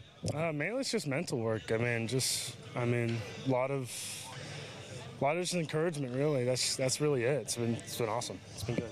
What have you talked about with Jay, sort of about your pitch selection in these past few days? Really just kind of what's working. We've had conversations on what's been working. The cutter's been working a lot. The slide's been working a lot. Change has gotten away a little bit. And in that aspect, we've really just been like, hey, what's working this day? And then we're just going to run with it. Chatting with Kyle England on Catch of the Day ahead of Game 30, the first of the 2 road games in the doubleheader today. Kyle, how are you liking Chatham so far? I love it. I love the Cape. It's awesome. First time here. Pretty much first time this up north. It's awesome. I love it. What's been your favorite part so far? The people. People by far. And I like the weather. I do like the weather. Even from Houston, I like the weather. What's your ideal weather day? I mean, 75s, nice little breeze, some overcast. That'd be it. What month does it get to that temperature in Houston? Depends on the day. I mean, I would say anywhere spring, winter, end of winter, probably. Yeah. You went the community college route coming out of high school. What was the recruitment process like for you as a senior? Pretty terrible. I was kind of a under the weather dude. I mean, yeah, just pretty under the radar. I had to just talk to my coaches, talk to people who could get me somewhere, really. That's about it. And then what brought you to Lubbock Christian this past year? I was getting recruited out of Odessa College from then, and that got me to them. Had some conversations over there with Jermaine Van Buren, and yeah, I was happy to be there. What was your biggest development from your past season there? Definitely the mental game. The confidence is huge. That's the biggest thing by far to anyone is having that confidence on the mound. What are you hoping to accomplish during your time in Chatham before you head back there? I think I've accomplished it. I mean, get some outings, meet some people, have some fun in the summer league. That's about it. Well, there you go. Have some fun in the summer league. There's Kyle England on Catch of the Day. Kyle, thanks so much for your time. Thank you. You have a good one. Back to Jake for the rest of the Anglers Extra pregame show. All right, Chase. We are told that the umpires have arrived into the parking lot at Lowell Park and are finally getting ready for baseball. We should be just moments away from first pitch between the Chatham A's and Cotuit Kettleers in this resumption of the July 21st game. Chatham is ahead 1-0, and we, after another delay, just for good measure of almost 80 minutes at this point, are moments away from resuming the game with Chatham ahead 1-0 as the bottom of the third inning will begin. All right. We'll get you the lineups, which are in a state of flux thanks to this game's resumption.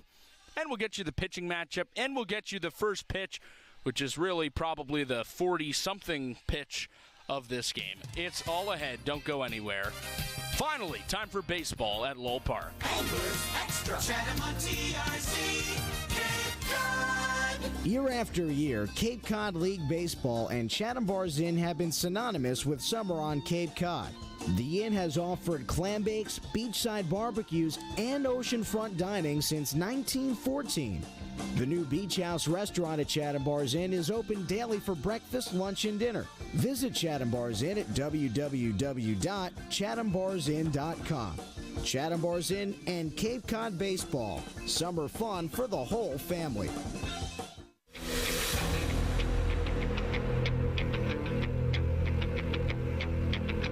Chatham A's baseball is on the air right now. Swings and hits one to left center field. Back goes McFadden. He will not get there. It's a home run. A grand slam for Todd Frazier. Chugging into second base with an RBI double is Evan Longoria. He is 4 for 4. Hit on the ground, left side. Will it get through? Off Crawford and into center field. Federovic scores, and Chatham wins it in 11. The game-winning hit from Seager. It's a 5-4 Chatham winner. And now, with your play-by-play, Chase Abrams and Jake Klein. After an hour and 20-minute delay, it seems that it is finally time for baseball at Lowell Park. We've been told that once the umpires arrive, the game will get started almost immediately. So with that in mind, Jake Klein has your lineups presented by the Chatham Clothing Bar. We'll start with the visiting Chatham A's, 17, 18, and 3, fourth place in the Cape League's East Division. Remember, this was a game that already began 12 days ago on the 21st of July. Chatham lineup at the time included Junior Lewacki, Cole Johnson, Ty Manolfi, and Jack Gleason, all of whom are gone. So a couple of subs coming in. And here is acting manager Jay Powell's lineups as the umps walk onto the field. Jamie Palmise, the center fielder, leads off. He is 0 for 2. Bino Waters, the left fielder from Notre Dame, is in the 2-hole. He'll lead off the top of the fourth. Tyler Howe in for Junior Lewacki, the first baseman, bats third. Ty Peoples, the second baseman, cleanup. Aiden Eshelman is in the 5-hole. He replaces Jack Bell from the original lineup. Jacob Driver, the DH, bats sixth, replacing Cole Johnson in the original lineup. Harlan Hovatter has a home run already in this game. He's the catcher, batting seventh. Cam Pruitt in for Ty Manolfi in the 8-hole. Third baseman from Lipscomb, and Armani Guzman, the right fielder from West Virginia, bats ninth. Cotuit, 12, 24, and 2.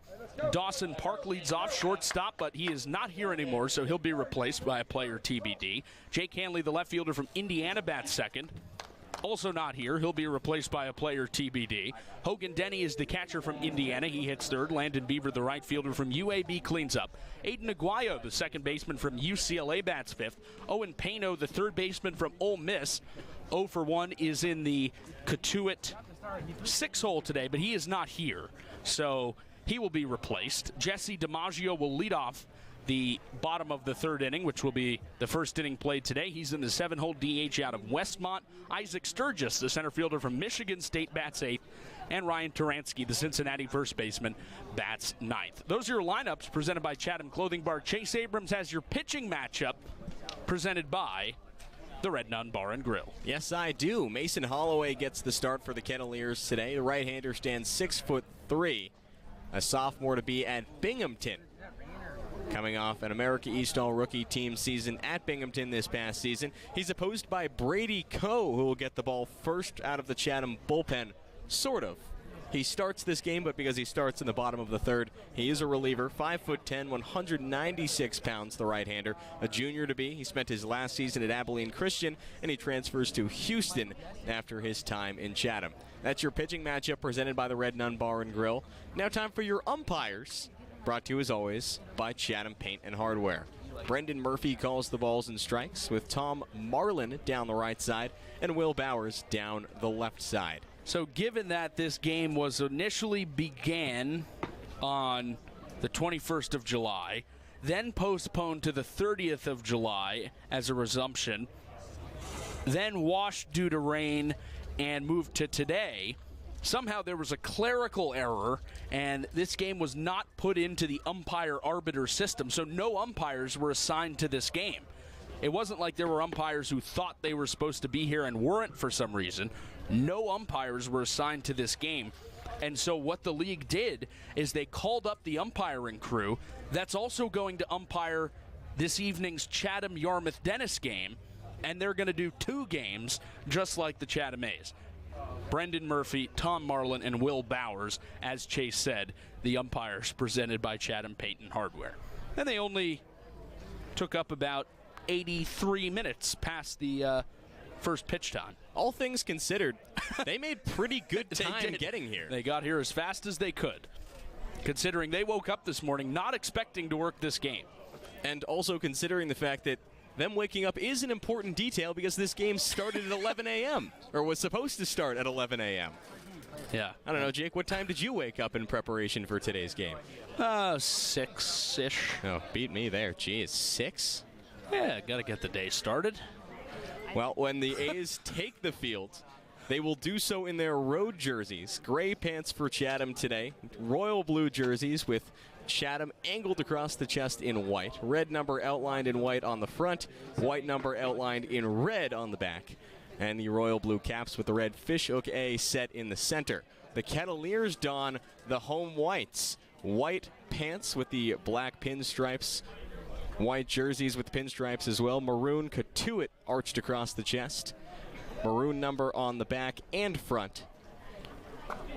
And the Kettleers don the navy blue caps with the maroon old-fashioned C in the center. The A's finally take the field. Brady Coe goes out to the mound. It's a moment that is 12 days and 80 minutes in the making. And Brady Coe would like a new baseball. Why not? Before he begins his warm-up pitches. So 12 days, 80 minutes, and 2 baseballs in the making now.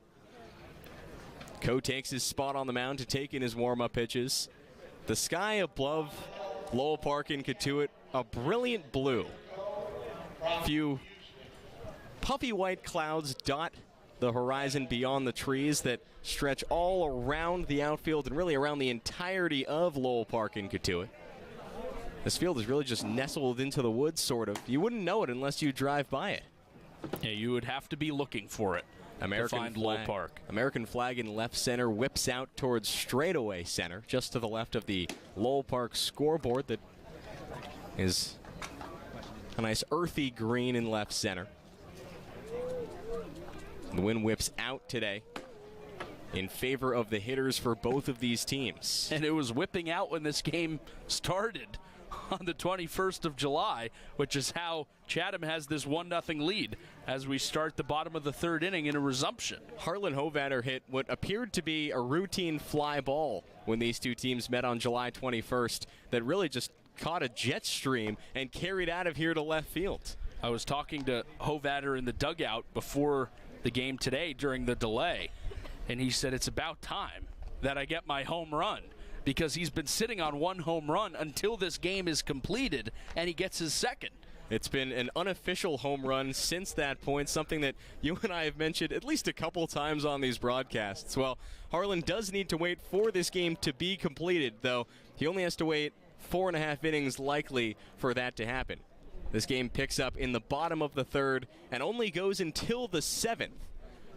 So due to that fact, maybe Chatham doesn't have to push back the game at Yarmouth-Dennis that's set for 4:30 tonight? There was already conversation. I was talking to Mike Galen, the A's general manager, and there was conversation with Terry Heisey, the GM of YD, potentially moving that game to 5 o'clock, given that it's only a 7-inning game. It's going to be an interesting day. That I can't disagree with that. Interesting is certainly the word that I would use to describe this. Brady Coe has ramped up his warm-up pitches, and Jesse DiMaggio, the Westmont designated hitter, steps up to the left of the right-handed batter's box to oppose him. Finally, it is 12:27 p.m., a game that started back at 4:30 on July 21st. Now we get ready to resume once more. Righty-righty matchup between Co and DiMaggio. Co's first pitch. Fastball off the inside part of the plate, ball one. 12:27 p.m. Your first pitch on an 80-degree day in Cotuit. Your time and temperature presented by the Chatham Athletic Association. 1-0. Fastball popped up, foul territory and out of play behind home plate. 1-1. Well, 12:27. We'll put the first pitch in air quotes. Really, maybe just an asterisk next to that. This game began once again at 4:30 on July 21st. 1-1 pitch. Breaking ball. Called the strike. Bottom inside part of the zone. Brady Co moves ahead 1-2 on DiMaggio. Chatham's starter for this game, Jack Gleason, is no longer with the team. But when this game began, he pitched 2 hitless innings. A couple strikeouts as well. 1-2. Swing and a miss, strike 3. Brady Co picks up right where Jack Gleason left off to start this bottom of the third at Lowell Park. 1 out in the bottom of the third, and we'll get you the Chatham defensive alignment presented by Short and Sweet Ice Cream. Bino Waters, Jamie Palmise, and Armani Guzman go left to right across the A's outfield. Cam Pruitt mans third, Aiden Eshelman at short, Ty Peoples at second, Tyler Howe at first, and Harlan Hovatter does the catching for Brady Co. First pitch to the lefty Sturgis is an off-speed pitch that ducks outside for ball one. Sturgis plays center field today for Cotuit. Goes from Michigan State to Wake Forest after this summer. 1-0 pitch. Fastball popped foul and out of play.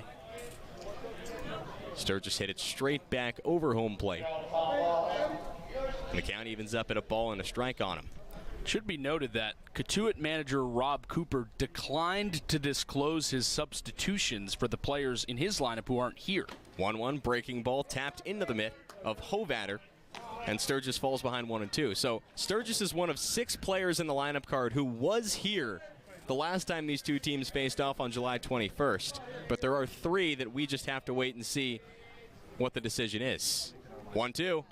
Breaking ball just down and away.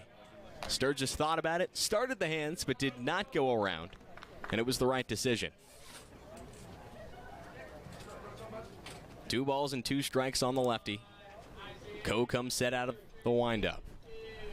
Here's the pitch. Fastball hit in the air down the left field line, and it tails out of play.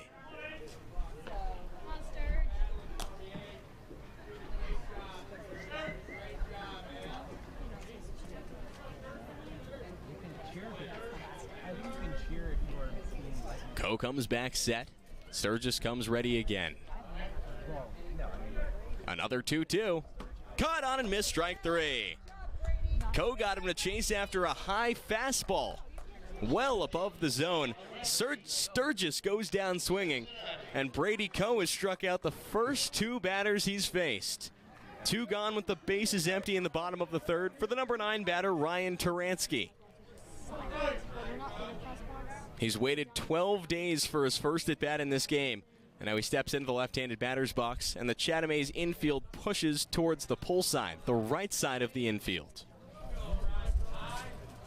Co's first pitch, breaking ball, sails high. 1-0 on Turansky. The A's shortstop, Aiden Eshelman, is pushed closer towards the bag at second and behind it. And the second baseman, Ty Peoples, is also moved towards the line, as is the first baseman, Tyler Howe. A ball and no strikes on Turansky. The pitch. Fastball, called the strike. Right at the letters on Turansky, who was a long look for Brendan Murphy, the home plate umpire, after the called strike. The Cotuit dugout also reacted. It was a little bit of a delayed call from Murphy. It goes in Brady Co's favor. And now is 1-1. Breaking ball outside. Turansky moves ahead in the count, 2 balls and a strike. Turansky mans first base today. Bats from the left side from Cincinnati. 2 balls and a strike on him. And Co comes set. Here's the pitch. Swing and a miss. Turansky cuts through a 92-mile-an-hour fastball that caught a lot of strike zone. And the count evens up at 2 balls and 2 strikes against him.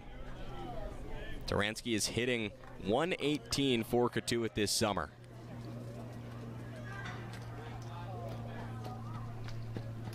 The 2-2. Knocked foul. Run off the chain link backstop at Lowell Park. Turansky just got a piece of it and stayed alive. We have our first indications of who might come into this game. Dawson Santana, the 5'6" infielder from San Diego State, is in the on-deck circle. He would pinch hit for Dawson Park. Another 2-2. Fastball called, strike 3. And Brady Coe just struck out the side in the bottom of the third. 9 up, 9 down across 12 days for Chatham pitching in this game. DiMaggio down swinging, Sturgis down swinging, and Turansky down looking. No runs across for the Kettleers in the bottom of the third, and right away we go to the top of the fourth. Chatham A's on the air.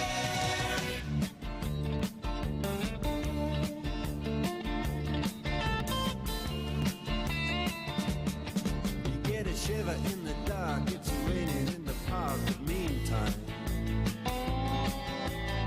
sound of the river, you stop and you hold everything.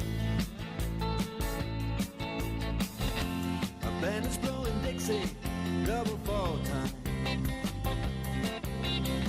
You feel alright when you hear the music ring.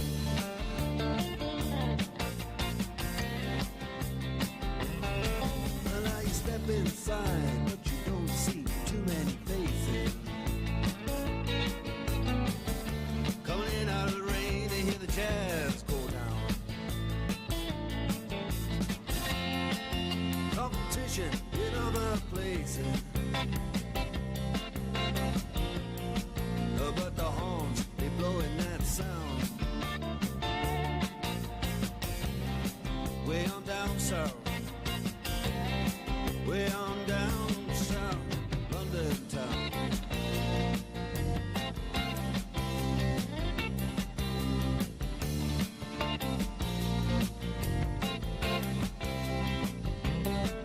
Check out Guitar George. He knows all the chords.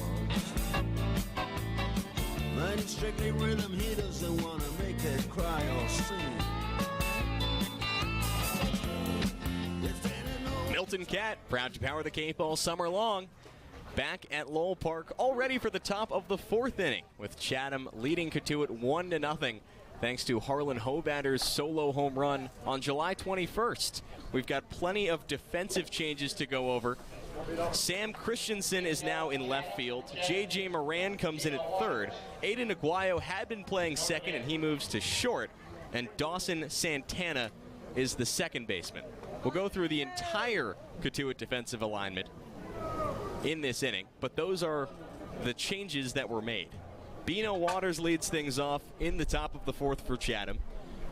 He grounded into a 6-3 putout when this game began. He faces the Cotuit righty Mason Holloway from Binghamton.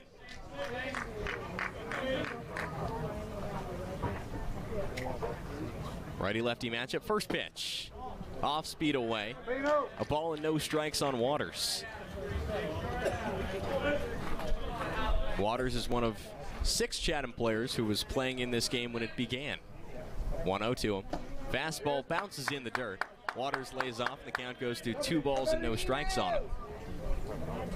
Brady Coe, the Chatham pitcher, was not even on the roster when these two teams last played. 2-0. Fastball bounced towards short. Aguayo moves to his left, and he throws to first in time for the out. Well, 12 days later, same exact result for Bino Waters. A second 6-3 putout, and there's one gone in the top of the fourth. Now for your Kettleers defensive alignment, presented by Short and Sweet Ice Cream. Sam Christensen plays left, Isaac Sturgis center, and Landon Beaver is in right. J.J. Moran mans third, Aiden Aguayo short, Dawson Santana second, Ryan Turansky first, and Hogan Denny does the catching for Holloway. First pitch to the lefty, Howe, runs outside, 1-0 on him.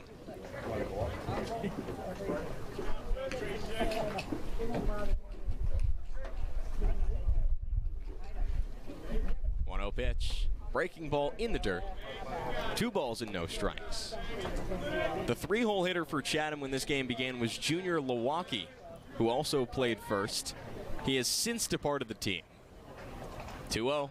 Fastball bounced to the right side. Santana moves to his left. He shuffles once, and he sidearms to first for the second out. Howe retired 5-3. Mason Holloway has induced 2 groundouts to start the 4th, and it brings Ty Peoples up with the bases empty and 2 gone. Peoples went deep last night as a part of a 5-run inning for Chatham. First pitch to the lefty. Fastball up and away. 1-0 on Peoples. It was a 5-run, 4-hit 7th inning for Chatham last night. 5 runs ended up being the difference in the game. The pitch. Breaking ball called the strike. Holloway places it. Count evens up at 1-1 on Peoples. But in that 7-run inning, only one of those 5-run inning, only one of the 5 was earned. The pitch. Fastball knocked foul. Over the chain link backstop. Behind home plate offset to the third base side. And when all 5 runs for Chatham last night in that 7th inning came with 2 outs. And all after an error. 1-2. Fastball up and away. Peoples lays off. The count goes to 2-2 on him. Chatham had put 2 runners on base, and then Jack Bell hit a pop-up on the infield that looked to be the end of the inning. 2-2 pitch. Breaking ball bounced to the right side, foul.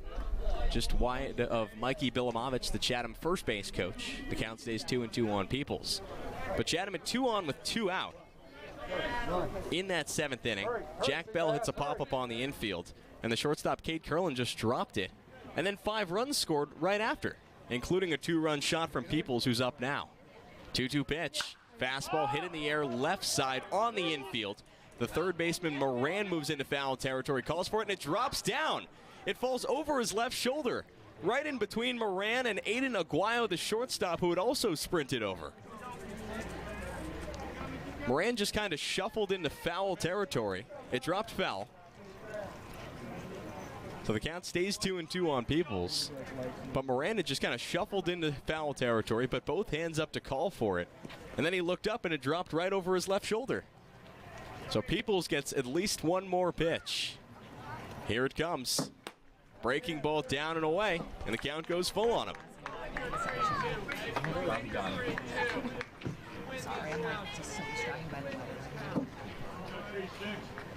The lefty waits. Here's the payoff. Swing and a miss, strike 3. Over the top of a breaking ball down and in, and Mason Holloway pitches a 1-2-3 top of the 4th. No runs, no hits, no errors, and nobody left on base for Chatham. Cotuit pitching has faced just 1 over the minimum through the first 4 innings. We go to the bottom of the 4th, and the top third is coming up for the Kettleers. Don't go anywhere. You're listening to the Cape Cod Baseball Network.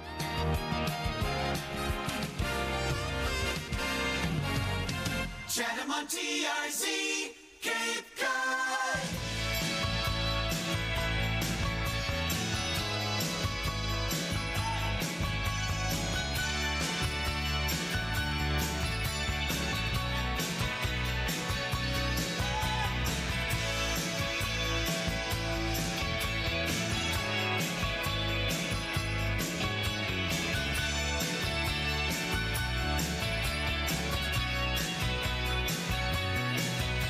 Well, I came by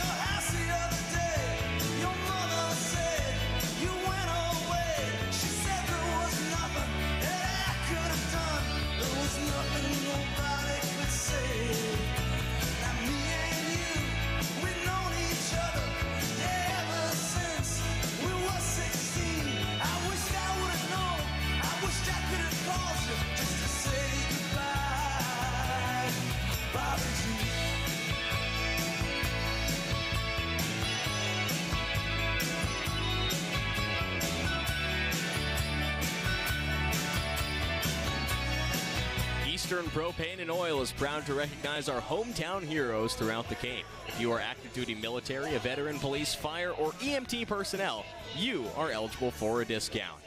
Back here at Lowell Park in Cotuit for the bottom of the fourth, with Chatham leading the Kettleers 1-0, and Dawson Santana, the right-handed hitting second baseman, leads things off against Brady Coe. Coe comes out of the windup, his first pitch. It's a fastball that catches the outside corner. Coe moves ahead 0-1. Santana stands 5'6", 160 pounds, from San Diego State. 0-1. Breaking ball bounced to the left side. The shortstop Eshelman fields on the backhand, rifles to first in time to beat him by a couple steps. Santana retired 6-3 on the long throw from Aiden Eshelman to Tyler Howe, and there's one gone in the bottom of the fourth. It brings up another replacement player, Sam Christensen, another player who was not on the field the last time these two teams played on July 21st. He plays left field today in for Jake Hanley.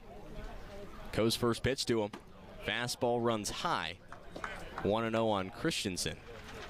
This is the 9th game for Christensen this summer. He's hitting 167 so far. 1-0 pitch. Fastball up and away. 2 balls and no strikes. Christensen comes from San Francisco and the University of Alabama. That's from the left side against the right-hander Brady Coe, who comes set at the belt. His 2-0 pitch. Breaking ball just outside. And Christensen moves ahead 3-0. Jake Hanley was the one playing left field when Harlan Hovatter homered on July 21st. 3-0 pitch. Fastball up and in, ball 4. First walk issued by Brady Coe. That walk is our free pass of the game presented by Cape Cod Community College. Every program, no tuition or fees. Go to Cape Cod Community College. Go to capecod.edu/free for more. That's awesome. 1 on, 1 out for the right-handed hitting catcher Hogan Denny. Righty-righty matchup with Coe on the mound, who comes set. Out of the stretch, first pitch. Bounce back up the middle. Eshelman fields there. Flips to second for 1. The throw to first. In time, double play. So Coe issues the 1-out walk, and then his defense turns the 6-4-3 twin killing to get him out of it. And Chatham pitching between Jack Gleason and Brady Coe has faced the minimum through 4 innings and has yet to allow a hit. We've played 4 innings at Lowell Park, and the top of the 5th comes up with Aiden Eshelman to lead things off for Chatham. You're listening to the Cape Cod Baseball Network. Chatham on TRC, Cape Cod.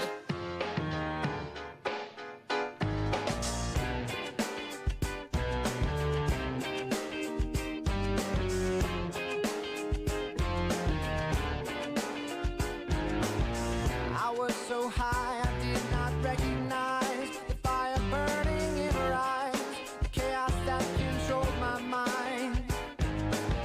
Whispered goodbye, she got on a plane, never to return again, but always in my heart.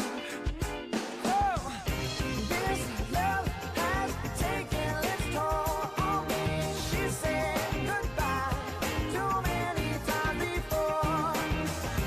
Her heart is breaking in front of me, and I have no choice, 'cause I won't say goodbye anymore.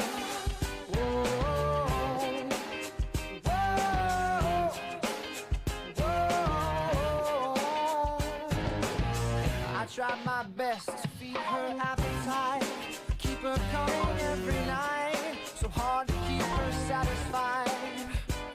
Oh, kept playing love like it was just a game, pretend. Netting Pro Stadionic is the official netting and facility solutions partner of the Cape Cod Baseball League. When it comes to netting and building iconic sports facilities, it's Netting Pro Stadionic, making sports facilities iconic. The 5th inning begins at Lowell Park, and the A's lead the Kettleers 1-0. Aiden Eshelman leads things off for Chatham, having just started a 6-4-3 double play.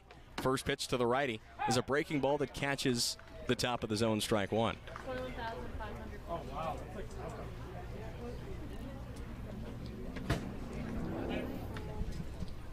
Oh, 1 Eshelman up and in. The pitcher Holloway missed with a fastball. Eshelman ducked out of the way of it backwards, and the count evens at a ball and a strike on him. Jack Bell manned shortstop when this game began on July 21st. 1-1 pitch. Breaking ball down and away. Eshelman started the hands, did not go around, and he moves ahead 2 balls and 1 strike. We've seen Bell play shortstop a good amount. In fact, he was the primary shortstop for almost 2 weeks for the A's. Moved to third yesterday. 2-1. Chopped foul. Third base side. Mateo Martinez, the A's third base coach, meanders over to scoop it up. We had the opportunity to talk to Mateo in the 80-minute Anglers Extra pregame show today. He had lots to share. Coaching at the JUCO level. 2-2 on Eshelman. Here's the pitch. Breaking ball lined back up the middle into center field, a base hit.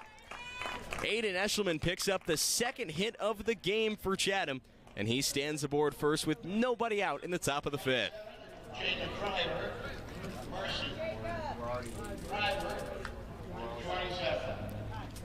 Jacob Driver, the Meridian Community College DH, is the next man up for Chatham.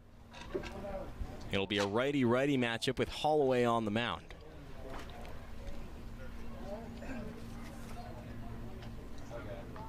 Mateo talked about Aiden Eshelman, who just singled with us on the pregame show today. Had plenty of insights into who he is as a ball player. Eshelman began this summer in the Texas Collegiate League and now plays for Chatham in the Cape Cod League. Holloway comes set. His first pitch to Driver is a fastball that runs outside. Driver moves ahead 1-0. Remember, Mateo told us he was hired very late as a Chatham assistant. He had been planning to go back to the Brazos Valley Bombers in the Texas Collegiate League as a manager. 1-0 pitch. Breaking ball down and away, 2-0. And so he basically put an entire roster together, had the opportunity to sign Aiden Eshelman to his team, declined, and then regretted that once he saw the way he played. Eshelman was a TCL Player of the Week. 2-0 to Driver as a fastball that catches the outside corner. 2-1.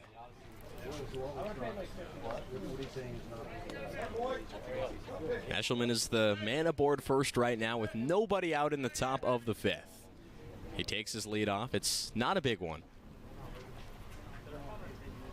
Holloway nods. His 2-1. Bounce to the left side. Backhanded at third by Moran. He throws to second for 1. Dawson to first. In time, dug out by the first baseman, Taransky.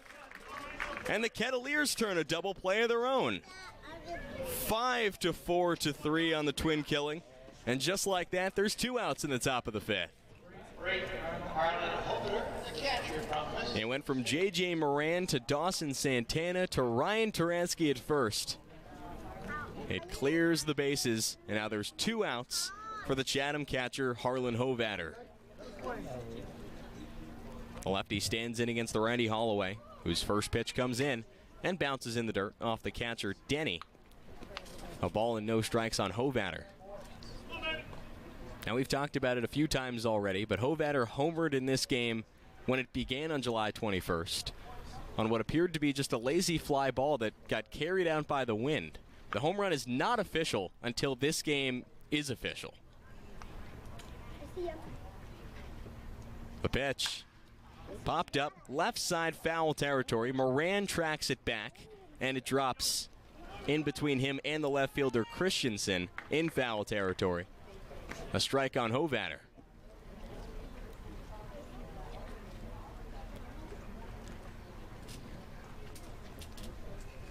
Hovatter does the catching for Chatham today. He's been with the team since the beginning. We got to hear from a few of his family members for email frenzy night last night. 1-1, swing and a miss. Hovatter behind a 90-mile-an-hour heater, and he falls behind 1-2.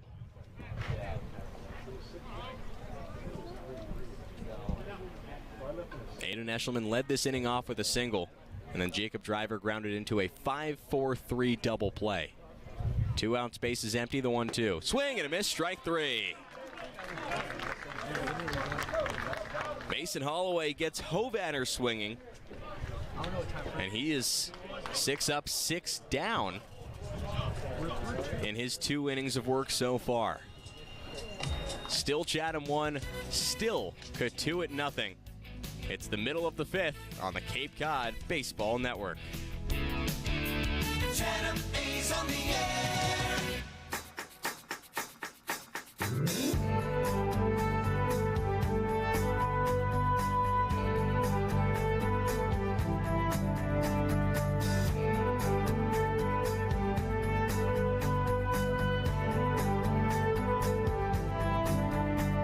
I got so down and out in Frisco, tired of the pills and the rain.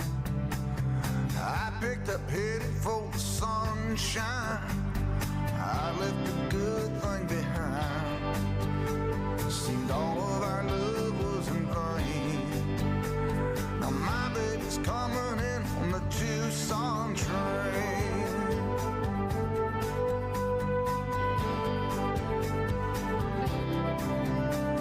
I come here looking for a new life, one I wouldn't have to explain.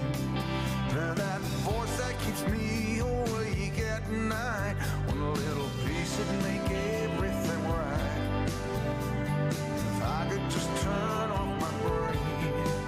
But now my baby's coming in on the Tucson train.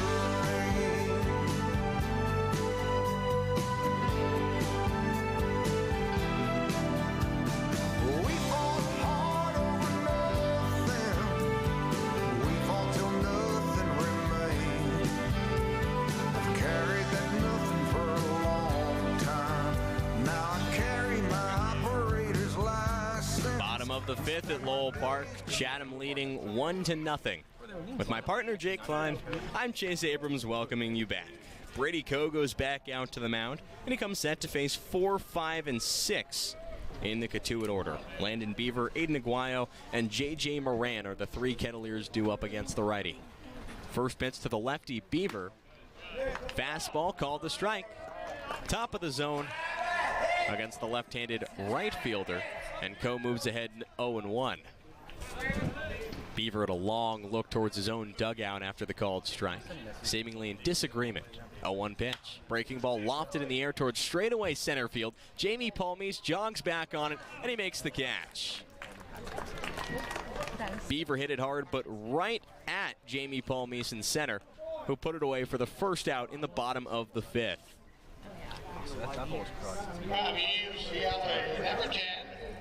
Base is empty, 1 gone for the right-handed hitting second baseman, Aiden Aguayo. The UCLA product is 0 for 1 today. Righty-righty matchup. First pitch from Coe. Fastball down and in. A ball and no strikes on Aguayo. Aguayo is hitting .257 with the Kettleers this summer. The pitch, muscled in the air, deep to left field. Tracking it back is Bino Waters. He makes the catch in front of the fence. Couple loud flyouts to start this inning for the Kettleers, but both have been outs. Hit hard twice, but right at Chatham outfielders. And there's 2 outs in the bottom of the 5th.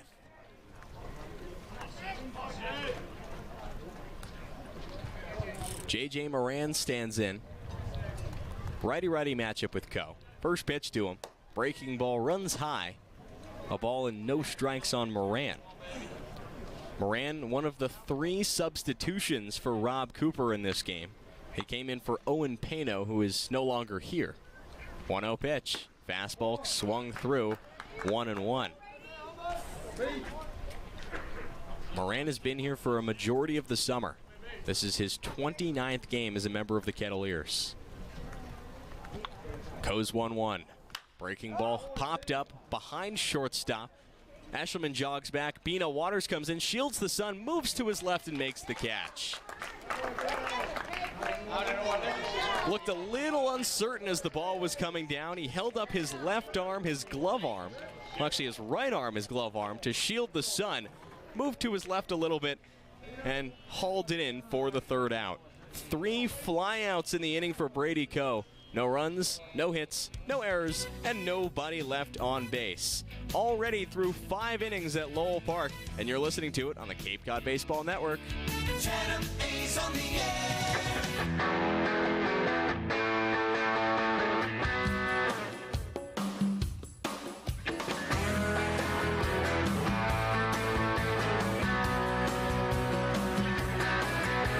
Sun coming up over New York City.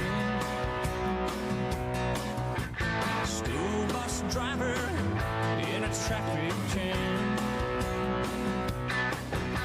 Staring at the faces in a rearview mirror. Looking at the promise of the promised land. One kid dreams of fame and fortune. One kid helps pay the rent. One could end up going to prison.